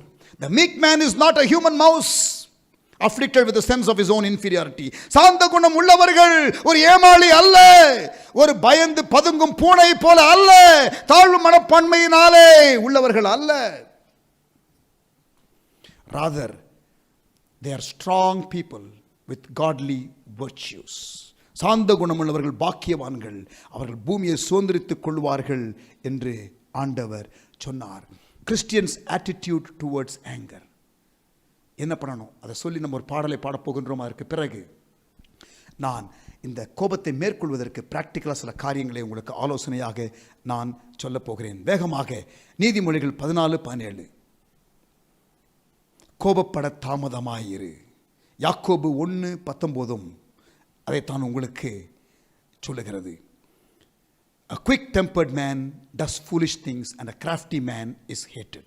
யாக்கோபு 1:19 நாம் அதைத்தான் வாசிக்கிறோம். நீதிமொழிகள் 14:17, யாக்கோபு 1:19. கோபப்பட தாமதமாயிருங்கள். நம்முடைய ஆட்டிடியூட் கோபம் என்று வரும்பொழுது எப்படி இருக்கணும்? ஒரு கிறிஸ்டியன் ஆட்டிடியூட் டுவர்ட்ஸ் ஆங்கர், அதை சொல்லுகிறேன். 2வது, கோபப்பட்டாலும் பாவம் செய்யாதிருங்கள். எபேசியர் 4:26. எபேசியர் 4:26. சங்கீதம் 4:4 கூட எழுதிக் கொள்ளுங்கள். சங்கீதம் 4:4 கூட எழுதிக் கொள்ளுங்கள். In your anger do not sin என்று வாசிக்கிறோம். கிறிஸ்டியன் ஆட்டிடியூட் டுவர்ட்ஸ் ஆங்கர், ஒரு கிறிஸ்தவனுக்கு இருக்க வேண்டிய ஒரு மனப்பான்மை கோபம் என்று வரும் பொழுது, முதலாவது கோபப்பட தாமதமாயிராதே. தாமதமாயிரு, கோபப்பட தாமதமாயிரு. நீதிமொழிகள் 14:17, யாக்கோபு 1:19. 2வது, கோபப்பட்டாலும் பாவம் செய்யாதே. நான் இந்த தொடர் முடிகிறதற்கு முன்பாக நான் உங்களோடு கூட கிறிஸ்துவின் சிந்தை எப்படி வளர்த்துக் கொள்வது, developing the mind of Christ என்ற தலைப்பில் உங்களோடு கூட பேசுவேன். ஆண்டவர் பலன் கொடுக்கிற ஒரு வாழ்க்கை வாழுவது எப்படி, how to live a life that God rewards. ஆண்டவர் நம்முடைய வாழ்க்கை முடிந்த பிறகு நமக்கு எப்படி நம்மை அவர் நியாயம் தீர்ப்பார், விசுவாசிகளுடைய நியாய தீர்ப்பு எப்படி இருக்கும், அவர் எதையெல்லாம் பார்த்து அவர் ஜட்ஜ் பண்ணுவார், என்னென்ன பலனை அவர் வைத்திருக்கிறார் என்ற காரியத்தை நான் இந்த 21 நாள் தொடரில் கண்டிப்பாக நான் உங்களோடு கூட பேசுவேன். ஆண்டவர் நமக்கு உதவி செய்வாராக. நாளைக்கு என்ன டாபிக் என்று நான் உங்களுக்கு அறிமுகப்படுத்தி விடுகிறேன். நாளைக்கு கசப்பை, காழ்ப்புணர்ச்சியை மேற்கொள்வது எப்படி, மன்னிக்கும் சுபாவத்தை வளர்த்து கொள்வது எப்படி, how to develop a forgiving attitude. நமக்கு விரோதமாக காரியங்களை செய்கிறவர்கள், இயேசு சிலுவையிலே பிதாவே இவர்களை மன்னியும், இவர்கள் செய்கிறது இன்னதென்று தெரியாமல் செய்கிறார்கள் என்று சொன்னாரே, அந்த மன்னிக்கும் தன்மையை என்னிலே வளர்த்துக் கொள்வது எப்படி, பழிவாங்கும் தன்மை, காழ்ப்புணர்ச்சி, கசப்பு வேறு, பிச்சு வேறு நமக்குள்ளே அது வளராமல் இருப்பதற்கு, அந்த கசப்பான வேரை பிடுங்குவதற்கு நான் என்ன செய்ய வேண்டும்? மன்னிக்க முடியாத தன்மை. நிறைய பேருக்கு வியாதி இருக்கிறதற்கு காரணம் அதுதான். நிறைய பேருக்கு ஒரு சாபம் இருக்கிறதற்கு காரணம் அதுதான். நிறைய பேர்ல வாழ்க்கை ஒரு ஆசீர்வாதமாக இல்லாமல் இருப்பதற்கு காரணம் அதுதான். பழிவாங்குகிற எண்ணம், காழ்ப்புணர்ச்சி, கசப்பு வேறு கிருபையை போக்கடிக்கிறது. அதிலிருந்து மேற்கொள்வது எப்படி? So next 2 days by the grace of God we will be dealing with how to overcome bitterness and how to develop a forgiving attitude. அதற்கு பிறகு 2 நாள் how to overcome lust, இச்சையை மேற்கொள்வது எப்படி, பரிசுத்த சிந்தையை தரித்துக் கொள்வது எப்படி, how to overcome lust and develop a pure attitude என்பதை படிக்கப் போகின்றோம். இன்றைக்கு செவ்வாய்க்கிழமை, புதன் வியாழன் நாம் இந்த கசப்பான வேறு, இந்த காழ்ப்புணர்ச்சி, மன்னிக்க முடியாத தன்மை, இதை ஓவர் கம் பண்ணுவது எப்படி, மன்னிக்கிற சுபாவத்தை வளர்த்துக் கொள்வது எப்படி என்பதை படிக்கப் போகின்றோம். பிறகு வெள்ளிக்கிழமை சனிக்கிழமை இச்சையை மேற்கொள்வது எப்படி, how to overcome lust and develop a pure attitude, எப்படி நான் இந்த கண்களின் இச்சையிலிருந்து விடுதலை பெறுவது, இந்த மாம்சத்தின் இச்சையிலிருந்து விடுதலை பெறுவது என்பதை குறித்து நாம் படிக்கப் போகின்றோம். அதற்கு பிறகு தொடர்ந்து நமக்கு குற்ற உணர்விலிருந்து வெளியிலே வருவது எப்படி, அவமானம் என்ற காரியத்திலிருந்து வெளியிலே வருவது எப்படி, பயம் என்ற உணர்வை மேற்கொள்வது எப்படி, தாழ்வு மனப்பான்மை இன்ஃபீரியாரிட்டி காம்ப்ளெக்ஸ் அதை மேற்கொள்வது எப்படி, கவலையை மேற்கொள்வது எப்படி என்ற பல காரியங்களை நாம் கடவுளுடைய கிருபையினாலே நாம் படிக்கப் போகின்றோம். இப்பொழுது how to overcome anger, இந்த கோபத்தை மேற்கொள்வது எப்படி, இந்த கோபத்தை மேற்கொள்வது எப்படி, நிறைய காரியங்களை பிராக்டிக்கலாக சொல்ல போகின்றேன். நன்றாக நீங்கள் குறித்துக் கொள்ளுங்கள், நன்றாக நீங்கள் என்ன செய்ய வேண்டும் என்பதை தீர்மானம் எடுத்துக்கொள்ளுங்கள். ஆவியானவர் நமக்கு அடுத்த 20-25 நிமிடங்கள் நமக்கு உதவி செய்வாராக. how to overcome anger, develop a trusting attitude. நீங்கள் ஆண்டவரை நம்புகிறதான ஒரு நிலையை ஏற்படுத்திக் கொள்ளுங்கள். trusting attitude, ஆண்டவரை நம்புகிறதான ஒரு உணர்வு, ஆண்டவரை நம்புகிறதான ஒரு நிலை. develop a trusting attitude, ஆண்டவரை நம்புகிறதான ஒரு நிலை. அதாவது நீங்க சூழ்நிலையை உங்க கையில் எடுத்துறாதீங்க. trust God, don't get tensed or don't get stressed because stress leads to anger. மன அழுத்தம் உங்களுக்கு கோபத்தை கொண்டு வரும். வாழ்க்கையில் நீங்க என்ன பண்ணணும்,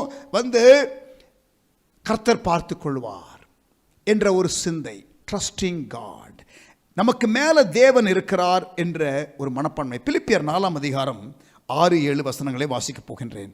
I'm going to read Philippians chapter 4 and verse 6 and 7. ஆண்டவர் நமக்கு உதவி செய்வாராக. ஹல்லேலூயா. பிலிப்பியர் 4ஆம் அதிகாரம் 6-7 வசனங்கள். நீங்கள் ஒன்றுக்கும் கவலைப்படாமல் எல்லாவற்றையும் குறித்து உங்கள் விண்ணப்பங்களை ஸ்தோத்திரத்தோட கூடிய ஜெபத்தினாலும் வேண்டுதலினாலும் தேவனுக்கு தெரியப்படுத்துங்கள். Just inform God with thanksgiving. ஆண்டவரே, நீர் இந்த சூழ்நிலையில் நீர் பார்த்து கொள்ளும். அப்பொழுது எப்பொழுது நீங்க எல்லாவற்றையும் தேவனுக்கு தெரியப்படுத்தும் பொழுது உங்களுக்கு எல்லா புத்திக்கும் மேலான தேவ சமாதானம், உங்களுக்கு புரியாத ஒரு தேவ சமாதானம், a peace that passes all understanding. எனக்கு இது ரொம்ப பிடிச்சமான ஒரு ஸ்டேட்மெண்ட்டு. இங்கே பாருங்க, எல்லா புத்திக்கும் மேலான தேவ சமாதானம். உங்கள் மனசு பல காரியங்களை சொல்லும், ஆனால் இது ஆண்டவருடைய சமாதானம் அதெல்லாம் கடந்து பல காரியங்களை உங்கள் மனசு சொல்லும். ஆனால் இதில் என்ன போட்டிருக்கு? எல்லா புத்திக்கும் மேலான தேவ சமாதானம், a peace that passes understanding. உங்களுடைய மனசுக்கு காம்ப்ரிஹெண்ட் பண்ண முடியாத ஒரு சமாதானம் உங்கள் இருதயங்களையும் உங்கள் சிந்தைகளையும் உங்கள் சிந்தைகளையும் கிறிஸ்து இயேசுவுக்குள்ளாக காத்துக்கொள்ளும். Develop a trusting attitude. ஆண்டவரே, நீர் பார்த்துக்கொள்ளும். பழி வாங்குதல் கர்த்தருக்குரியது என்று வேதம் சொல்லுகிறது. பழி வாங்குதல் கர்த்தருக்குரியது. உபாகமம் 32ஆம் அதிகாரம் 35ஆம் வசனம் வாசிக்கலாமா? உபாகமம் 32ஆம் அதிகாரம் 35ஆம் வசனம் நான் வாசிக்கிறேன்.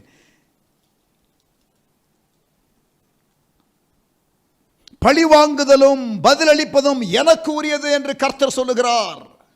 நீங்கள் பழிவாங்க முயற்சிக்க வேண்டாம் என்று கர்த்தர் சொல்லுகிறார். பழிவாங்குதலும் பதிலளிப்பதும் எனக்கு உரியது. Deuteronomy 32 and verse 35. இன்னொரு வசனம் கூட வாசிக்கலாம் புதிய ஏற்பாட்டில்.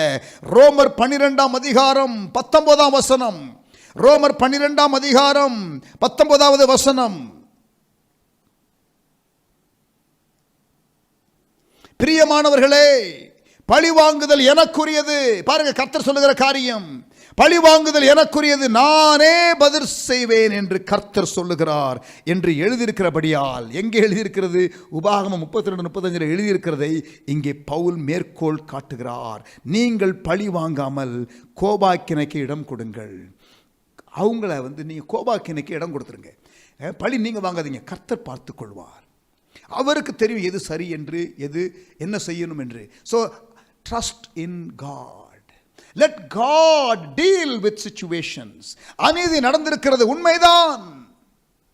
உங்களுக்கு அது தாங்க முடியவில்லை, உண்மைதான். ஆனால் நீங்கள் கோபப்படுவதனாலே அந்த காரியம் மாறப்போவதில்லை. கோபப்படுவதனாலே உங்களுக்குத்தான் இழப்பு, தேவனுக்கும் அதில் பிரியமில்லை. Develop a trusting attitude. Be prayerful. ஜெபத்தோடு கூட இருங்க. சரியா? நீங்கள் ஒரு தேவனுடைய அந்த ஆளுகையை நம்புங்கள். தேவனுடைய ஆளுகையை நம்புங்கள். நம்பர் 2. இரண்டாவதாக develop a thankful attitude. முதலாவது develop a trusting attitude. ஆண்டவர் பார்த்துக் கொள்வார். பழி வாங்குதல் கர்த்தருக்குரியது என்பதை முதலாவது நினைத்துக் கொள்ளுங்கள். இரண்டாவது, develop a thankful attitude. நன்றியுள்ள இருதயம். முதலாவது ஆண்டவரை நம்புங்கள், இரண்டாவது ஆண்டவரை நீங்க தேங்க் பண்ணுங்க. Don't compare yourself with others. அவர்களுக்கு கிடைத்த காரியம் எனக்கு கிடைக்கவில்லையே, இந்த கம்பேர் பண்ணா கோபம் வரும். நேற்று பார்த்தோம் காயின் ஆபேல் சம்பவம்.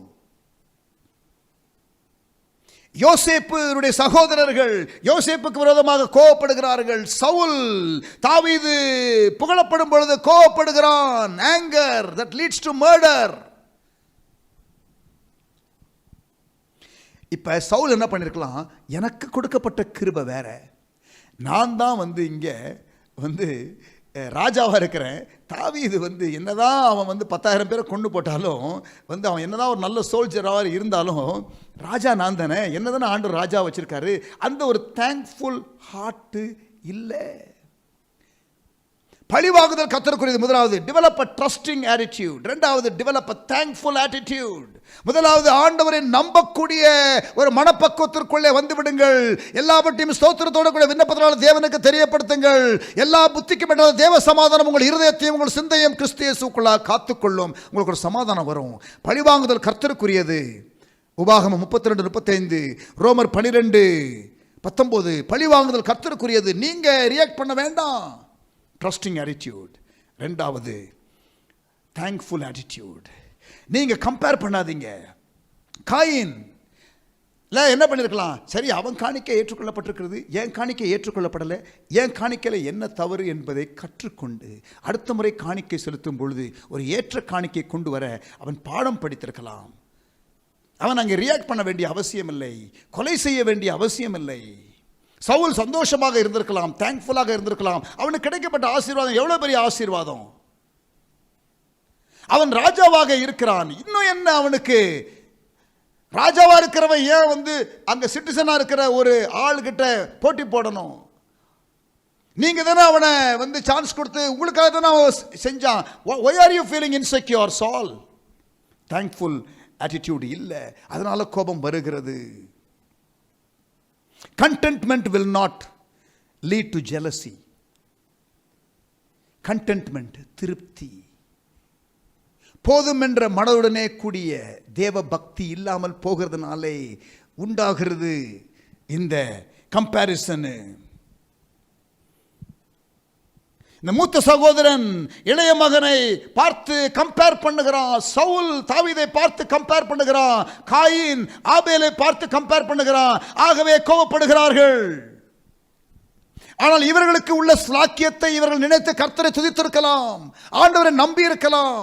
பழிவாங்குதல் கர்த்தருக்குரியது என்பதை ஒருவேளை அவர்கள் தப்பே செஞ்சிருந்தா கூட, தப்பே செய்யல. இந்த 3 கான்டெக்ட்ல கர்த்தர் பார்த்து கொள்வார் என்ற நிலை அவர்களுக்கு இல்லை. Develop a trusting attitude, develop a thankful attitude. ஆண்டவரை நம்பக்கூடிய மனப்பான்மை, ஆண்டவருக்கு நன்றியுள்ள இருதயம். 3வது, develop a serving attitude. Develop a serving attitude towards people.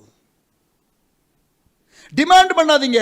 Demand பண்ணாதான் அது நமக்கு கிடைக்கலன்னா கோபம் வருது. Just keep serving, just keep serving. Don't fight for your right. அந்த ரைட்டுன்னு இருந்தால் தானே உங்களுக்கு கோபங்கிறது வருது. ஜஸ்ட் சர்வ் பண்ணுங்க. நீங்க அந்த சேவிக்கிற மனப்பான்மை வளர்த்துக் கொள்ளுங்க. கோபம் வர சான்ஸ் இல்லை. டிமாண்ட் பண்ணா எனக்கு சேவை செய்யலையேங்கிற கோபம் வந்தா உங்களுக்கு இருந்தால் தான், அந்த ரைட் இருந்தால் தான் உங்களுக்கு கோபம் வரும். அந்த ரைட் உங்களுக்கு வயலேட் பண்ணப்படுகிறது என்று.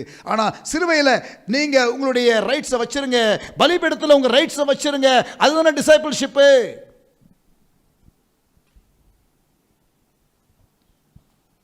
Develop a serving attitude, develop a thankful attitude, develop a trusting attitude. Trusting attitude towards God, thankful attitude towards God and people who have helped you, and serving heart, serving attitude towards people. நம்பிக்கை தேவன் பேர்ல, நன்றியுள்ள இருதயம் தேவன் பேர்லையும், நமக்கு உதவி செய்தவர்கள் பேரிலும், பிறகு நாம் சேவிக்கிற மனப்பான்மை மக்களுக்காக. மக்கள் நம்மை அங்கீகரித்தாலும் அங்கீகரிக்காவிட்டாலும், நமக்கு உரிய கணத்தை கொடுத்தாலும் கொடுக்காவிட்டாலும் கர்த்தர் சரியாக பார்த்து கொள்வார். இது இருக்கிறவர்கள் கோபப்படுவதில்லை. Trusting attitude. ஆமென், ஹல்லேலூயா. கர்த்தர் பார்த்து கொள்வார் என்ற ஒரு சிந்தை, கர்த்தர் பார்த்து கொள்வார் என்ற ஒரு சிந்தை. இந்த கோபத்தை நாம் பிப்ளிக்கலாக எப்படி ஹேண்டில் பண்ணுவது? சரியா, இந்த கோபம் இருக்குது இப்போ. சரியா, இதெல்லாம் இருந்துச்சுன்னா உங்களுக்கு கோபம் வராது. How to over come. ஆனால் இப்போ கோபம் இருக்குது. சரியா, இப்போ கோபம் இருக்குது, உங்களுக்கு அந்த பிரச்சனை இருக்குது. இப்போ இதை எப்படி ஹேண்டில் பண்ணுறது? ப்ராக்டிக்கல் ஹேண்டில்ஸ் உங்களுக்கு நான் கொடுக்குறேன். நீங்கள் நன்றாக இதை, இப்போ கோபம் இருக்கிறவர்கள் நிறைய பேர் நீங்கள் கன்ஃபஸ் பண்ணீங்க எனக்கு கோபம் இருக்கிறது என்று. இப்போ கோபம் இருக்கிறவர்கள் அதை எப்படி ஹேண்டில் பண்ணுறது, அதுலேருந்து வெளியில் வர்றது எப்படி? How to come out of this anger problem that is so the life dominating anger. பிள்ளைகளை அடிக்கிறேன், வேலை போகுது, தூக்கி அடிச்சுட்டு வந்தேன், இல்லை சேரை 10 சேரை உடைச்சேன், இப்படிலாம் நீங்கள் எழுதுறீங்களே, கத்தி எடுத்து பிள்ளைகளை குத்துனேன், இல்லை. Brothers, sisters, listen. Next 10-15 minutes as I try to help you with scriptures, வசனத்தோடு கூட ஆவியானவருக்கு நீங்கள் இடம் கொடுங்க. Let the Holy Spirit help you. Let the Holy Spirit help you. இது நோட்ஸ் எடுக்கிற டைமாக இருக்கிறத விட உண்மையாக ஹார்ட்டை சர்ச் பண்ணுகிற ஒரு டைமாக இருக்கட்டும். உங்களுக்கு கோபம் இருக்குதா? நீங்கள் ஒத்துக்கொண்டீங்கல்ல இந்த லைவ் சேட்டில், அதே போல் முழங்கால் படியிட்டு recognise and admit that you have this prideful anger, selfish anger, life dominating anger, and that is sin. அது பாவம். நீங்கள் அந்த சுயநலமான கோபம், அந்த அடக்க முடியாத கோபம் உங்களுக்கு இருக்கிறதே, அது பாவம் என்பதை ஒத்துக்கொள்ளுங்கள். பாவத்தை மன்னிக்கிற ஆண்டவரிடத்திலே கன்ஃபஸ் பண்ணுங்கள். நமக்கு பாவம் இல்லை என்போமானால் நம்மை நாமே வஞ்சிக்கிறவர்களாக இருப்போம். சத்தியம் நமக்குள் இராது. 1 யோவான் 1ஆம் அதிகாரம் 8ஆம் வசனம், 1 யோவான் 1ஆம் அதிகாரம் 9ஆம் வசனம், நம்முடைய பாவங்களை நாம் அறிக்கையிட்டால், நம்முடைய பாவங்களை மன்னித்து எல்லா அநியாயத்தையும் நீக்கி நம்மை சுத்திகரிப்பதற்கு அவர் உண்மையும் நீதியும் உள்ளவராய் இருக்கிறார்.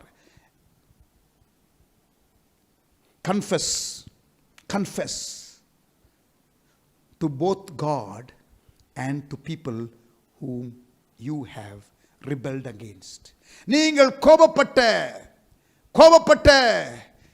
நபரிடத்தில் போயிட்டு, நான் உங்ககிட்ட கோபப்பட்டது, நான் ஒருவேளை நியாயப்படுத்தலாம், ஆனால் எனக்கு ஆண்டவர் என்னிடத்திலே பேசினார், நான் உங்களிடத்தில் கோபப்படுவதற்கு என்னிடத்திலே வந்து அது சரியல்ல என்று ஆண்டவர் பேசினார், என்னை மன்னித்து விடுங்கள் என்று சொல்லி நீங்கள் ஆண்டவரிடத்திலும் மன்னிப்பு கேளுங்கள்.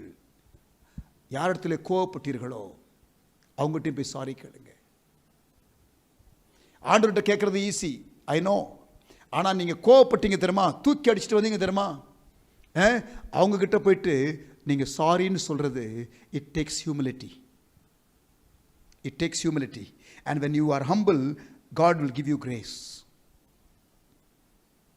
என்ன பாஸ்டர், டெய்லி நீங்கள் ஒன்று சொல்லும் பொழுது ஒன்று ரொம்ப கஷ்டமானது ஒன்று சொல்லி வச்சிடுறீங்க இடையில. ஆண்டவர்கிட்ட மட்டும் செய்கிறேன் இல்லை, ஆண்டவர்கிட்டையும் சொல்லுங்க. நீங்கள் யார்கிட்ட கோவப்பட்டீங்க? ஒருவேளை உங்களுக்கு வந்து ஃபோன் பண்ணி பேசுறதுக்கு முடியலன்னா நல்லா ஜெபம் பண்ணுங்க. உடனே இமோஷனலாக பண்ணாதீங்க, நல்லா ஜெபம் பண்ணுங்க. ஆண்டவர் சமூகத்தில் வந்து நீங்கள் நல்லா உங்களை ஆராய்ந்து ஒப்பு கொடுங்க. ஆண்டவர் உங்களுக்கு கிருபை கொடுக்கட்டும், ஜெனுவினாக வரட்டும். சரியா? இப்போ நான் சொன்ன உடனே இம்பல்சிவாக செய்கிறது இல்லை, ஆனால் நல்லா அதை ப்ராசஸ் பண்ணி நல்லா மனம் திரும்பி அந்த சகோதரன் மீது இருந்த கோபத்தை எல்லாம் அதெல்லாம் அப்படியே குறையட்டும். அப்புறம் வந்து அதை செட்டில் பண்ணணுங்கிற காரியத்தை நீங்கள் வரும்பொழுது அவங்ககிட்ட நீங்கள் ஃபோன் பண்ணி பேசுங்க. ஒருவேளை ஃபோன் பண்ணி பேசுறதுக்கு வெக்கமாக இருந்துச்சுன்னா வந்து ஆண்டவர்கிட்ட கிருபை கேளுங்க. அதுவும் உங்களுக்கு இன்னும் முடியலன்னா நான் உங்களுக்கு ஒரு டிஸ்கவுண்ட் கொடுக்குறேன். இப்போ தான் வாட்ஸ்அப் மெசேஜ் இருக்குல்ல, இல்லைன்னா ஒரு வாய்ஸ் மெசேஜ் இருக்குல்ல, இல்லைன்னா நீங்கள் வீடியோ மெசேஜ் இருக்குல்ல, அதில் பேசி அவங்களுக்கு அனுப்பி விட்டுருங்க. அதுக்கப்புறம் நீங்கள் ஆண்டவர் உங்களுக்கு கரேஜ் கொடுக்கும் பொழுது ஒரு வாரம் கழித்து நீங்கள் ஃபோன் பண்ணி பேசலாம். இல்லைன்னா அவங்களே உங்களுக்கு ஃபோன் பண்ணி, பிரதர் நான் தான் உங்களை கோவப்படுத்திட்டேன், நான் உங்களை கோவப்படுத்திருக்கக்கூடாது, என்ன நீங்கள் மன்னிச்சிருங்கன்னு ஒருவேளை அவர்கள் கேட்கலாமே. யாரும் நீங்கள் கோவப்படுறதுனால வந்து நீங்கள் வந்து மன்னிப்பு கேட்கறதுனால வந்து நீங்கள் வந்து தோத்துட்டீங்க அப்படின்னு ஒருவேளை சொல்ல போகிறதில்ல. அந்த ஆட்டிடியூட் வரும்பொழுது அவர்களும் மாறுவதற்கு அது உதவியாக இருக்குமே. Recognise and admit that you have prideful anger and you reacted wrongly in a given circumstance. ஒரு குறிப்பிட்ட சூழ்நிலையில் நீங்கள் தவறாக நடந்து விட்டீர்கள் என்று சொல்லி மன்னிப்பு கேளுங்க. கோபப்பட்டது நியாயமில்லை என்று சொல்லி அவங்ககிட்ட சாரி சொல்லுங்க. ஆண்டவர்கிட்ட கேளுங்க. உங்களுடைய ஈகோ தாங்க போகும், அது போன நல்லது தானங்கன்னு சொல்றேன். I pray that God will give you grace. Friends, it is difficult but it is good. இது கஷ்டம் ஆனால் நல்லது. கர்த்தர் உங்களுக்கு கிருபை தருவாராக. ஜீவிய மாற்றம் தான் நம்முடைய லைஃப்பில் கோலு. இயேசு போல மாறுறது தான். அதனால் நீங்கள் கேளுங்க, ஆண்டவர் உங்களுக்கு உதவி செய்வார். தகப்பனே அப்பா, ஒவ்வொருவரும் இதில் ஸ்ட்ரகிள் பண்ணலாம். இன்றைக்கு ஒருவேளை இன்றைக்கே செய்ய முடியாமல் இருக்கலாம், ஆனால் இந்த சீடு ஆண்டவரை அவங்க ரிசீவ் பண்ணி கொண்டிருக்கிறார்கள். உம்மிடத்திலே கேட்கிறது எளிது என்று நினைக்கிறார்கள், ஆனால் மற்றொரு இடத்துல கேட்பது ஆண்டவரே அது கொஞ்சம் ஸ்ட்ரகிள் பண்ணுகிறார்கள். நீர் அவர்களுக்கு உதவி செய்வீராக. காலப்போக்கில் ஆண்டவரே அடுத்த ஒரு ஆண்டவர் இந்த 21 நாள் முடியறதுக்கு முன்னாடி, ஆண்டவரே இந்த மாதம் முடியறதுக்கு முன்னாடி, ஆண்டவர் இந்த லாக்டவுன்லாம் கம்ப்ளீட்டாக முடிஞ்சு நார்மல் வர்றதுக்கு முன்னாடி, அல்லது ஒருவேளை ஆண்டவர் இன்னும் கொஞ்சம் டைம் வேண்டும் என்றால் இந்த வருட இறுதிக்குள்ளாக எல்லாவற்றையும் செட்டில் பண்ணக்கூடிய கிருபையை தாங்க தாங்க தாங்க தாங்க எங்களுக்கு வேணும். ஆண்டவரே நல்மனம் பொருந்த விரும்புகிறோம், உம்மிடத்தில் நல்மனம் பொருந்த விரும்புகிறோம், மற்றொரு இடத்துல நல்மனம் பொருந்த விரும்புகிறோம். நீர் அதை விரும்புகிறீர். ஆண்டவரே உறவுகள் சீரழிந்து கிடக்கிறது. சகோதரனே, உன்னுடைய மனைவியை நீ அடித்து விரட்டி விட்டாய் கோபத்தில். நீ ஒரு புருஷனாக இருக்கிறபடினாலே உனக்கு அந்த ஈகோ இருக்கிறது. அவள் வரட்டும், வந்தா சேர்த்துக்கொள்றேன்னு நினைக்கிற. ஆனால் இன்றைக்கு ஆண்டவர் பேசுகிறாரு, உன்னுடைய கோபத்தினால தான் நீ குடும்பத்தை பிரிந்து நீ இன்றைக்கு இழந்து கிடக்கிறாய். நீ இன்றைக்கு ஆண்டவர் கிருபை கொடுக்கும் பொழுது உன்னுடைய பெருமையை, ஆண் என்ற பெருமையை, புருஷன் என்ற அந்த பெருமையை, அந்த ஸ்டாண்டை விட்டு இறங்கி வா என்று கர்த்தர் சொல்லுகிறார். நீ அதை தாழ்த்தி நீ உன்னுடைய மனைவியிடத்தில் சாரின்னு சொல்லு. உங்கள் மாமியார் வீட்டில் வந்து இருக்கிறாங்க, அடித்து விரட்டிட்ட, இப்போ வந்து அவங்க அங்கே இருக்கிறாங்க, நீ வந்து அங்கே போயிட்டு அவங்க கிட்ட போயிட்டு சாரின்னு சொல்லி உன்னை தாழ்த்து. குடும்பம் சீர்படும், குடும்பம் சீர்படும். கர்த்தர் பிரியப்படுவார், கர்த்தர் பிரியப்படுவார். இட்ஸ் டஃப், ஆனால் we must bring restoration to the damages that has happened in relationships. உறவுகளில் ஏற்பட்டதான பாதகத்தை சரிப்படுத்துவதற்கு நீங்கள் சாரி கேட்கறதுல தப்பு இல்லை பிரதர்.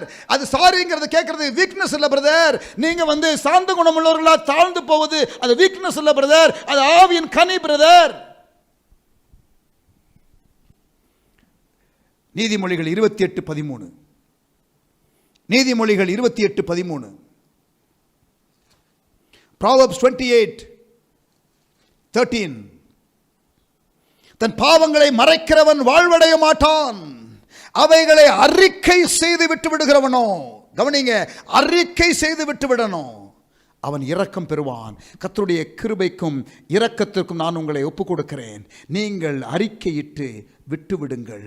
தேவனிடத்தில் அறிக்கையிடுங்கள், மனிதனிடத்திலே அறிக்கையிடுங்கள். 1 யோவான் 1:9. நீதிமொழிகள் 28:13. Number 2, practical handles to overcome anger.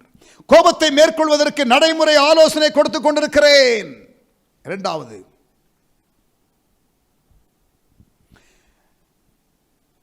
உங்களை சிலர் காயப்படுத்தி இருக்கிறார்கள். உங்களை சிலர் காயப்படுத்தி இருக்கிறார்கள். வாழ்க்கையில் நீங்கள் மற்றவருடைய அந்த காரியத்தினால நீங்கள் இப்பொழுது அஃபெக்ட் ஆகிருக்கிறீங்க. அதனால் இப்போ அவங்க மேலே உங்களுக்கு கோபம் இருக்குது. நீங்கள் கோபப்பட்டு தூக்கி எறியல, ஆனால் மற்றவர்கள் கோபப்பட்டு உங்களை தூக்கி போட்டாங்க, அதனால் உங்களுக்கு கோபம் இருக்குது. யோசேப்பு என்ன பண்ணான் தெரியுமா? சகோதரர்கள் தூக்கி குழியில் போட்டாங்க, இவன் தப்பு இல்லைங்க. ஆனால் இப்போ யானைக்கு ஒரு காலம் வந்தால் பூனைக்கு ஒரு காலம் வரும். டேய், தூக்கி போட்டலடா, குழியில் போட்டியா, நான் உன்னை போடுறேன். இப்போ எனக்கு அதிகாரம் இருக்கு. நான் இப்போ பிரதமர் தேசத்தில், என் காலடியில் வந்தல்ல, நான் நீ வருவேன்னு தெரியும்டா. ஐயோ, நம்ம அந்த சான்ஸ் கிடைக்கும் தெரியுமா பழி வாங்குறதுக்கு? இங்கே பாருங்க, ஆண்டவர் உங்களுக்கு பழி வாங்குறதுக்கு சான்ஸ் கொடுப்பாரு, ஆனால் பழி வாங்கக்கூடாது. டெஸ்ட் பண்ணுவார். நீ பழி வாங்குறியா, நீ உனக்கு சுபாவம் மாறி இருக்கான்னு பார்ப்பாரு. யோசேப்புக்கு பழி வாங்குகிறதற்கான ஒரு ஆப்பர்ச்சுனிட்டி வந்தது. But see, sometimes when the purpose of God is about to be fulfilled in your life, தேவன் உங்களுக்காக வைத்திருக்கிற திட்டம் நிறைவேறுது. யோசேப்பு கர்த்தர் அழைச்சதே சகோதரர்களுக்கு ஆசீர்வாதமாக இருப்பதான். அந்த பீக்குக்கு வந்துட்டான், எல்லா டெஸ்டையும் கடந்து வந்துட்டான். ஃபைனலாக அந்த ப்ராமிஸ் நிறைவேற போகிறது. அப்போ ஒரு ஆப்பர்ச்சுனிட்டி பழி வாங்குவதற்கு அவன் செய்யலை. வாசித்து பாருங்க, ஆதியாகமம் Genesis chapter 5.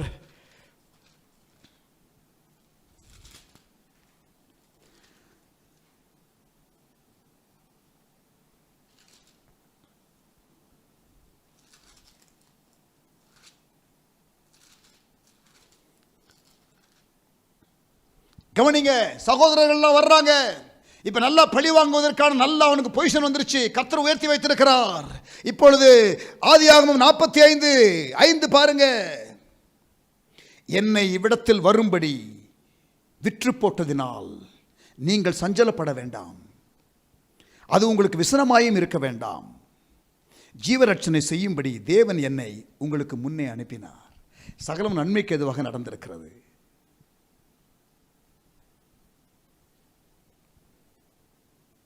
ஆமென்.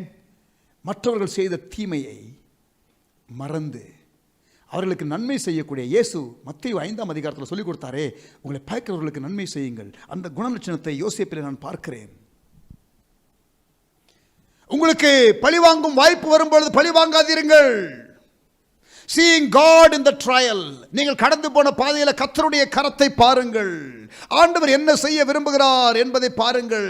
ஆண்டவருடைய ஆளுகையை பாருங்கள். யாக்கோபு 1ஆம் அதிகாரம் வசனம் எழுதிக் கொள்ளுங்க, 2-4 வசனங்கள். ரோமர் 8ஆம் அதிகாரம் 28-29 வசனங்களை படித்து பாருங்கள். சகலமும் நன்மைக்கு எதுவாக நடக்கும். நீங்கள் ஆண்டவரிடத்தில் மட்டும் அன்பு கூறுங்க. யாரையும் பழி வாங்கணும்னு நினைக்காதீங்க. நீங்கள் உங்களை அவருடைய வாழ்க்கையில் நோக்கத்தை வைத்துக் கொள்ளுங்க.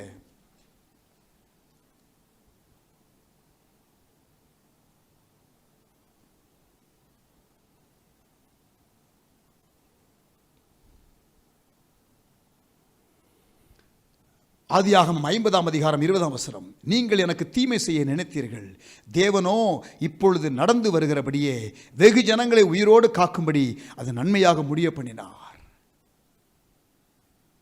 நன்மையாக தேவன் முடிய பண்ணுவார். உங்களுடைய ஆட்டிடியூடை காத்துக்கொள்ளுங்கள். பழிவாங்குதல் உங்களுக்குரியது அல்ல, நீங்கள் எடுக்க வேண்டாம். கர்த்தர் அவர்களை தாழ செய்து விட்டார். குழியிலே போட்ட சகோதரர்களை, நீங்கள் பதிலுக்கு பதில் என்று நீங்கள் நிற்க வேண்டாம். கர்த்தர் பார்த்துக் கொள்வார். பழிவாங்குதல் கர்த்தருக்கு உரியது. உபாகமம் 32:35, ரோமர் 12:19 ஏற்கனவே பார்த்து விட்டோம். யாக்கோபு 1 அதிகாரம் 2-4 வசனங்கள். யாக்கோபு 1 அதிகாரம் 2-4 வசனங்கள்.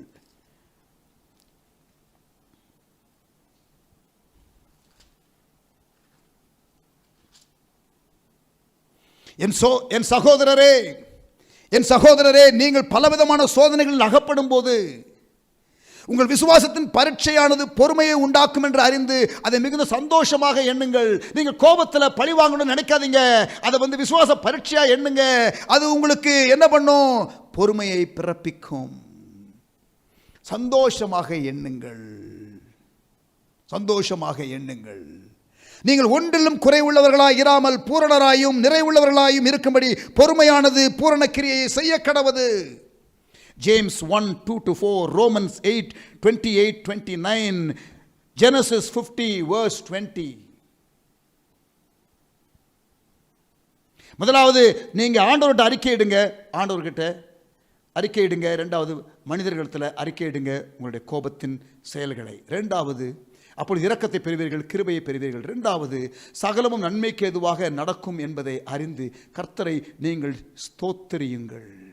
உங்களுக்கு விரோதமாக யாராவது செய்திருந்தா கூட, பழி வாங்குகிற வாய்ப்பு வந்தா கூட நீங்கள் செய்யாதிருங்கள். மூன்றாவதாக பிரியமானவர்களே, அந்த வாய்ப்பு வரும் உங்களுக்கு. இந்த பாடம் கேட்டதுக்கு அப்புறம் உங்களுக்கு பழி வாங்குகிற வாய்ப்பு வரும். ஆண்டவர் டெஸ்ட் பண்ணுவார். பாஸ் பண்ணிருங்க. எனக்கு நம்பிக்கை இருக்கு நீங்க பாஸ் பண்ணுவீங்கன்னு. ஆமென். கிருபை, கர்த்தருடைய கிருபை உங்களோடு கூட இருப்பதாக. கர்த்தர் உங்கள் கண்களை திறந்திருக்கிறார், வெளிப்பாடை இப்பொழுது கொடுத்து கொண்டிருக்கிறார். Don't ever rejoice when somebody who did hurt you is now suffering. You pray for them. You pray for them. And with the sincerity of heart you pray for them. உண்மையான இதயத்தோடு அவங்களுக்காக ஜெபம் பண்ணுங்க. கர்த்தர் அதை பார்ப்பார். கர்த்தர் உங்களை உயர்த்தி கொண்டே இருப்பார். இதெல்லாம் கஷ்டம். இதெல்லாம் கிறிஸ்துவின் சாயல். இதை நம்ம கொஞ்சம் கொஞ்சமாக உருவாக்கணும். ஆமென். மூன்றாவதாக கர்த்தர் பழி வாங்கட்டும் என்று விட்டுவிடுங்கள். எது நியாயம்? உங்களுக்கு நியாயம் இல்லை, இது நியாயம் இல்லை, இது நியாயம் இல்லைன்னு இன்னும் உங்களுக்குள்ள ஆதங்கம் இருந்துச்சுன்னா கர்த்தர் பார்த்துக் கொள்வார். You don't take it in your hand. Make room for God's wrath. Make room for God's wrath. ரோமர் 12:19, ஆதியாகமம் 50:19, ரோமர் 12:19, ஆதியாகமம் 50:19, ஆதியாகமம் 18:25, ஆதியாகமம் 18:25.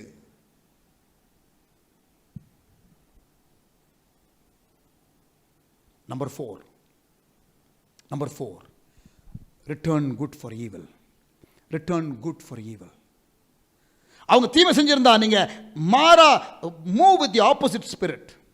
Move with the opposite spirit. Their spirit is different and don't react in the same spirit. நீங்க move in the opposite spirit. வித்தியாசமான ஆவி தானியேலுக்கு இருந்தது என்று வாசிக்கிறோம். Move with a different spirit, counter spirit, spirit of Christ. நீங்க operate பண்ணுங்க. ஆமென். ஹல்லேலூயா. 50ஆம் அதிகாரம் ஆதியாகமம் 21ஆம் வசனம். 50ஆம் அதிகாரம் 21ஆம் வசனம். ஆதலால் பயப்படாதிருங்கள், நான் உங்களையும் உங்கள் குழந்தைகளையும் பராமரிப்பேன் என்று அவர்களுக்கு ஆறுதல் சொல்லி அவர்களுடைய பட்சமாய் பேசினான். யோசேப்பு. Wow, good spirit, good spirit.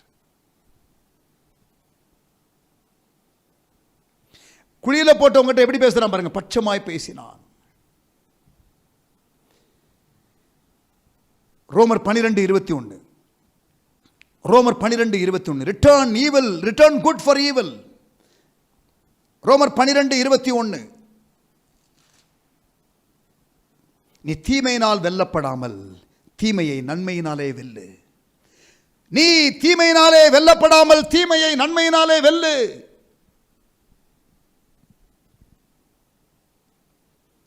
மத்தேயு 5ஆம் அதிகாரம் 43 48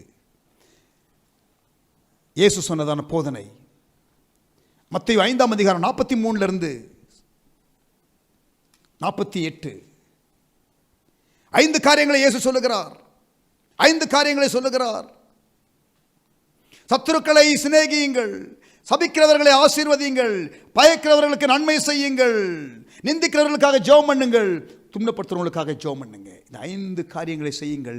பரலோகத்தில் இருக்கிற பிதாவுக்கு நீங்கள் புத்திரராய் இருப்பீர்கள். உங்களை சிநேகிக்கிறவர்களையே நீங்கள் சிநேகிப்பீர்களானால் உங்களுக்கு பலன் என்ன? உங்களுக்கு பலன் என்ன? ஆயக்காரரும் அப்படி செய்கிறார்கள் அல்லவா? ஆமேன். ஆண்டவர் எவ்வளவு அழகா நமக்கு சொல்லி கொடுத்திருக்கிறாரு. என்ன நல்ல மாதிரி வாழ்க்கையை வாழ்ந்து காட்டியிருக்கிறாரு. முதலாவது, உங்களுடைய குறைகளை ஆண்டவரிடத்தில் அறிக்கையிடுங்கள், மற்றவரிடத்திலும் கோபப்பட்ட மக்களிடத்திலும் அறிக்கையிடுங்கள். இரண்டாவதாக, ஆண்டவர் எல்லாவற்றுக்கும் மேல ஆளுகை செய்கிறார், அவர் சரியாக செய்வார் என்று சொல்லி அந்த நடந்த சம்பவத்திற்காக ஆண்டவரை ஸ்தோத்திரியுங்கள். நன்மைக்கு எதுவாக மாற்றுகிற ஆண்டவர் என்பதை மறந்து விடாதிருங்கள். உபத்திரவம் உங்களுக்குள்ள பொறுமையை பிறப்பிக்கிறது என்பதை மறந்து விடாதிருங்கள். தெய்வீக சுபாவத்தை உங்களுக்குள்ளே உருவாக்குகிறதற்கு தருணத்தை ஆண்டவர் கொடுத்திருக்கிறார் அவர்கள் மூலமாக என்று ஆண்டவரை ஸ்தோத்திரியுங்கள். மூன்றாவதாக, தேவனுடைய கோபாக்கினை அவர்கள் மேலே வருவதற்கு இன்னும் பழிவாங்கணுங்கிற ஆதங்கம் இருந்தால் அவர் பார்த்து கொள்ளட்டும் என்று அவருடைய கரத்தில் விட்டுவிடுங்கள். நாலாவதாக, நீங்கள் தீமைக்கு பதிலாக நன்மை செய்யுங்கள். ஐந்தாவதாக, லாஸ்டா, எபேசியர் 4 அதிகாரம் 15 வசனம். எபேசியர் 4 அதிகாரம் 15 வசனம். Ephesians chapter 4 verse 15. அன்புடன் சத்தியத்தை கைக்கொண்டு தலையாகிய கிறிஸ்துவுக்குள் எல்லாவற்றிலேயும் நாம் வளர்கிறவர்களாய் இருக்கும்படியாக வேதவசனம் நமக்கு போதனை கொடுக்கிறது. 25 வசனத்திலிருந்து நீங்கள் 32 வசனம் வரைக்கும் படித்து பார்த்தால், அன்றியும் நாம் ஒருவருக்கொருவர் அவயவங்களாய் இருக்கிறபடியால் பொய்களை களைந்து அவன் பிறனுடைய மெய்யை பேச கடவன். நீங்கள் கோபம் கொண்டாலும் பாவம் செய்யாதிருங்கள். சூரியன் அஸ்தமிக்கிறதற்கு முன்னாக உங்களை எரிச்சல் தனியே கடவுது. பிசாசுக்கு இடம் கொடாமல் இருங்கள். அப்படி நீங்கள் கோபப்பட்டுட்டே இருந்தீங்கன்னா பிசாசுக்கு இடம் கொடுக்குறீங்க. திருடுகிறவன் இனி திருடாமல் குறைச்சல் உள்ளவனுக்கு கொடுக்கத்தக்கதாக தனக்கு உண்டாயிருக்கும்படி தன் கைகளினாலும் நலமான வேலை செய்து பிரயாசப்பட கடவன். மற்றவங்களுக்கு ஹெல்ப் பண்ணுற மாதிரி நீங்கள் ஏதாவது எஃபர்ட் எடுங்க. கெட்ட வார்த்தை ஒன்றும் உங்கள் வாயிலிருந்து புறப்பட வேண்டாம். பக்தி விருத்திக்கு எதுவான நல்ல வார்த்தைகள் உண்டானால் அதையே கேட்கிறவர்களுக்கு பிரயோஜனம் உண்டாகும்படி பேசுங்கள். அன்றியும் நீங்கள் மீட்கப்படும் நாளுக்கென்று முத்திரையாக பெற்ற பரிசுத்த ஆவியானவரை துக்கப்படுத்தாதிருங்க. கசப்பு, கோபம், மூர்க்கம் இதெல்லாம் அவரை துக்கப்படுத்தும். ஒருவருக்கொருவர் தயவாயும் மன உருக்கமாயும் இருந்து கிறிஸ்துவுக்குள் தேவன் உங்களுக்கு மன்னித்தது போல நீங்களும் ஒருவருக்கொருவர் மன்னியுங்கள். That takes us to tomorrow's topic. That takes us to tomorrow's topic. பிப்ளிக்கலா நம்ம எப்படி ஹேண்டில் பண்ணுவது? பிப்ளிக்கலா எப்படி நம்ம ஹேண்டில் பண்ணுவது? டைம் ஓடி போச்சு. இன்னும் சில டிப்ஸ் கொடுத்து நான் முடிச்சிடுறேன். ஒரு 2 or 3 minutes.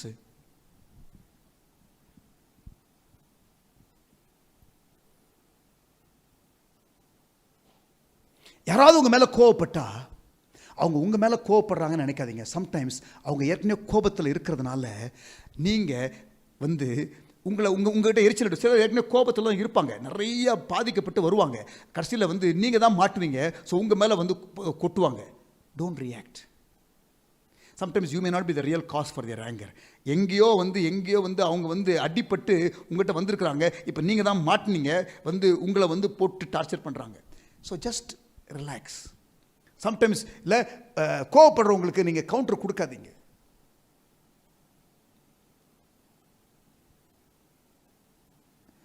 சில சொல்லுவாங்க, நீதான் என்ன கோவப்படுத்தின. இங்கே பாருங்க சகோதரனே, உள்ள உங்ககிட்ட இல்லாமல் வெளிலலாம் ஒன்றும் வராது. அவன் உங்ககிட்ட உள்ள இருக்கிறத வெளில எடுத்து காட்டினான். உன்ட்ட இந்த மாதிரி லட்சணம் குணம் இருக்கடான்னு காட்டினான். ஸோ அவனை பிளேம் பண்ணாதீங்க. You hate anger inside you, the seat of anger, that is what came out. So don't blame any circumstances or people for your anger. உங்கள் கோபத்திற்கு வேற யாரையும் பிளேம் பண்ணாதீங்க. விவாதம் உண்டாகும் பொழுது, கொஞ்சம் கான்வர்சேஷன் ஹீட் ஆகும்பொழுது, கோபம் இதை கண்ட்ரோல் பண்ணாமல் இருந்துச்சு, இது நீங்கள் விடலைன்னா அது கோபம் முத்திரும். என்ன பண்ணுங்க தெரியுமா? குவைட்டாக என்ன பண்ணுங்க, அப்புறம் பேசிக்கலாம்னு சொல்லி விட்டுருங்க. Amen. Do not continue the argument if it is escalating, rather than moving to a solution. விவாதம் முத்தும் போது withdraw. ஆமென். உங்கள் மைண்டை நீங்கள் பார்த்துக்கொள்ளுங்க. சம்டைம்ஸ் அதையே திங்க் பண்ணிக்கிட்டு நம்ம இருப்போம். வசனத்தினால மைண்டை நிரப்புங்க. என்ன சூழ்நிலையில் நம்ம கோவப்படுறோங்கிறது, அடிக்கடி கோவப்படுற ஆளாக இருந்தால் எந்த சூழ்நிலையில் கோவப்படுறோன்னு பார்த்துக்கிட்டே இருங்க. நீங்கள் லாஸ்ட் ஒரு 5 நாள் 10 நாள் நீங்கள் ஒரு 10-20 தடவை கோவப்பட்டீங்கன்னா அப்படியே யோசிச்சு பாருங்கள், எந்த பாயிண்டில் கோவப்படுறோம். What actually triggers me. அந்த பாயிண்ட்டை நீங்கள் பார்த்துட்டு அந்த ரூட்டை கண்டுபிடிங்க, ஆண்டவர்கிட்ட கேளுங்க, அந்த இடத்துல உங்களுக்கு பிரேக் த்ரூ வரணும்னு. அடுத்த முறை அந்த சூழ்நிலை வரும் பொழுது நீங்கள் கவனமாக இருங்கள். ஆமேன். ஐ திங்க் உங்களுக்கு ப்ராக்டிக்கலாக பல காரியங்களை சொல்லியிருக்கேன். மேஜிக் வேர்ட்ஸ் யூஸ் பண்ணுங்கள். ப்ளீஸ், எக்ஸ்கியூஸ் மீ, அப்புறம் சாரி, தேங்க்யூ, இதெல்லாம் பவர்ஃபுல் மேஜிக் வேர்ட்ஸ் ரிலேஷன்ஷிப்பில் யூஸ் பண்ணுங்கள். கோபத்தை அடக்குவதற்கு அல்லது கோப சூழ்நிலையை கட்டுப்பாட்டுக்குள் கொண்டு வருவதற்கு இவைகளெல்லாம் உதவியாக இருக்கும். ஆமேன். நம்ம ஜெபிக்கலாம். ஒரு நிமிஷம் பாடல் பாடி கர்த்தரை நம்ம லாஸ்ட் ஜெபம் பண்ணுறதுக்கு முன்னாடி இப்போ நான் உங்களுக்காக நான் ஜெபிக்க விரும்புகிறேன். ஏனென்றால் இப்பொழுது right now some of us are just in the mood of just surrendering yourself. எல்லாம் இருக்கிற இடத்துல அப்படியே முழங்கால் படியிட்டு, எல்லாரும் அப்படியே இருக்கிற இடத்துல முழங்கால் படியிட்டு, தேங்க்யூ லார்ட். ஆண்டவரே, ப்ராக்டிக்கலான சப்ஜெக்ட் ஆண்டவரே, ப்ராக்டிக்கல் கிறிஸ்டியானிட்டி ஆண்டவரே, கான்செப்சுவலாக ஆண்டவரே, வேத அறிவு ஆண்டவரே உள்ள பல காரியங்களை நாங்கள் கேட்டு கேட்டு கேட்டு கேட்டு ஜீவியம் மாற்றத்திற்குரிய ஆண்டவரே எந்த காரியத்தையுமே நாங்கள் கவனம் செலுத்தாமல் பல ஆண்டுகளாக கிறிஸ்தவர்களாக இருந்தோம். ஜீவியத்தில் எந்த விதமான மாற்றமும் இல்லாமல், ஆனால் ஆண்டவரே சில வேளைகளில் மாற்றம் முன்னேற்றம் இல்லாவிட்டாலும் ஆண்டவரே பல காரியத்தில் நாங்கள் சரிந்து தான் போயிருக்கிறோம், குணத்தில் சீர்கெட்டு தான் போயிருக்கிறோம். ஆண்டவரே எங்களை மன்னியும். இன்றைக்கு ஆண்டவரே இந்த தொடர் பிரசங்கத்தில், இந்த தொடர் போதனையில் பல காரியங்களை, எங்கள் ஜீவியத்தில் இருக்கிற குறைகளை ஆண்டவரே கண்ணாடியை போல எங்களுக்கு காட்டுகிறீர். Lord, you are showing us all the dirty emotions, the ugly nature inside us. அதை அப்படியே ஸ்கேன் பண்ணி ரிப்போர்ட் மாதிரி எங்கிட்ட காட்டுறீங்க. ஆண்டவரே உமக்கு ஸ்தோத்திரம். எல்லாரும் அப்படியே விட்டு கொடுக்கலாமா? தீர்மானம் எடுங்க பார்க்கலாம். நிறைய காரியங்கள் ஆண்டவர் உங்களோடு கூட பேசி இருக்கிறார். நல்ல தீர்மானங்களை நீங்கள் எடுத்துக்கொண்டே வருகிறீர்கள். ஆண்டவர் உங்களுக்குள்ள மறந்துடாதீங்க, நீங்கள் எழுதி வைத்துக் கொள்ளுங்க. முக்கியமான சில தீர்மானங்கள் எல்லாம் எழுதி கொள்ளுங்க. ஆண்டவர் உங்களுக்கு உதவி செய்வாராக. இந்த போதனை நிறைய முடிந்து நம்ம ஜெபம் பண்ணி முடிச்ச பிறகு கூட நீங்கள் ஃப்ரெஷ்ஷாக மைண்டில் இருக்கும் பொழுது இந்த காரியத்தை செய்வேன், இதை இப்படி செய்வேன், என்கிட்ட ஆண்டவர் பேசினார் என்று சொல்லி எழுதி வைத்துக் கொள்ளுங்க. அப்புறம் நேரம் எடுத்து தேவ சமூகத்தில் அதெல்லாம் ப்ராசஸ் பண்ணுங்க. அல்லது இங்கே பாருங்க, சிலர் இந்த காரியத்தை மறுபடியும் கேட்க வேண்டியது இருக்கும். நேற்று உள்ள அந்த செய்தியும் இன்றைக்குள்ள செய்தியும் திருப்பி திருப்பி திருப்பி திருப்பி உபவாசத்தோடு, இதுதான் உங்கள் பிரச்சனைனா நீங்கள் முழங்கால் படியிட்டு கூட இதை கேட்கலாம். ஆண்டவர் உங்களுக்கு உதவி செய்வார். ஆக எப்படியாகிலும் இந்த விஷத்தன்மை உள்ள இந்த உணர்வு உங்களை விட்டு வெளியில் வரணுமே, ஆண்டவர் உங்களுக்கு உதவி செய்ய விரும்புகிறார். தகப்பனே, தகப்பனே, தகப்பனே, எங்களோடு கூட நீர் பேசின வார்த்தைகளுக்காக, கற்றுக் கொடுத்த ஆண்டவரே காரியங்களுக்காக ஸ்தோத்திரம். ஆண்டவரே, எங்களுக்கு உள்ளான ஆண்டவரே இந்த விஷத்தன்மை உள்ள உணர்வுகளை வெளியிலே கொண்டு வந்து ஆண்டவரே அதை டீல் பண்ணுகிறீரே, அதற்காக அந்த கிருபைக்காக நாங்களுமே துதிக்கிறோம். ஆண்டவரே, ஒவ்வொரு கர்த்தருடைய பிள்ளைகளையும் ஆசீர்வதிங்க, ஆசீர்வதிங்க, ஆசீர்வதிங்க. கோபம், எரிச்சல், ஆண்டவரே இந்த விதமான மூர்க்கம், இந்த மாதிரி காரியங்கள் எல்லாம் ஆண்டவரே அடையாளம் கண்டு அந்த ராட்சதர்களை, உள்ளாக இருக்கிறதான அந்த ஜெயன்ஸை டீல் பண்ணுவதற்கு தாவீதுகளைப் போல இவர்கள் எழும்புகிறதற்காக ஸ்தோத்திரம். ஆண்டவரே, கிருபை தருகிறதற்காக நன்றி. மனமாற உம்முடைய ஜனங்களை ஆசீர்வதிக்கிறேன். கர்த்தர் ஆசீர்வதிப்பீராக. நாளைய தினத்திலே நாங்கள் இன்னொரு கடினமான டாப்பிக்கை நாங்கள் எடுத்து பேசப் போகிறோம். எங்களுக்கு கிருபை தாரும். இந்த இரவு நாங்கள் ஆண்டவரே இதை குறித்து இன்னும் யோசிக்கும் பொழுது, ஜெபிக்கும் பொழுது எங்களுக்கு வெளிப்பாடுகளை தாரும்.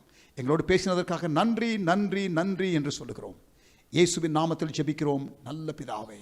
நன்றியுள்ள இருதயத்தோடு உமக்கு நாங்கள் சொல்லுகிறோம். ஆண்டவர், இந்த காரியத்தை என் ஆத்மாவே கர்த்தரை ஸ்தோத்திரி, என் முழு உள்ளமே பரிசுத்த நாமத்தை ஸ்தோத்திரி. என் ஆத்மாவே கர்த்தரை ஸ்தோத்திரி, அவர் செய்த இந்த சகல உபகாரங்களையும் ஒருபோதும் ஒருபோதும் ஒருபோதும் மறவாதே.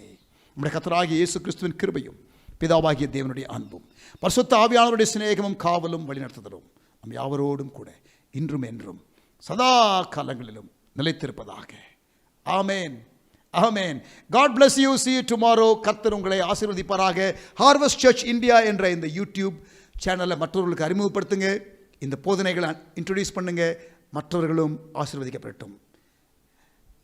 நான் பெற்ற இன்பத்தை மற்றவர்களும் அனுபவிக்கட்டும் என்ற தமிழ் வழக்கச் சொல்லுக்கு அதுக்கு இணையாக நீங்கள் இந்த காரியத்தை செய்யுங்க. கர்த்தர் உங்களை ஆசீர்வதிப்பாராக. See you tomorrow.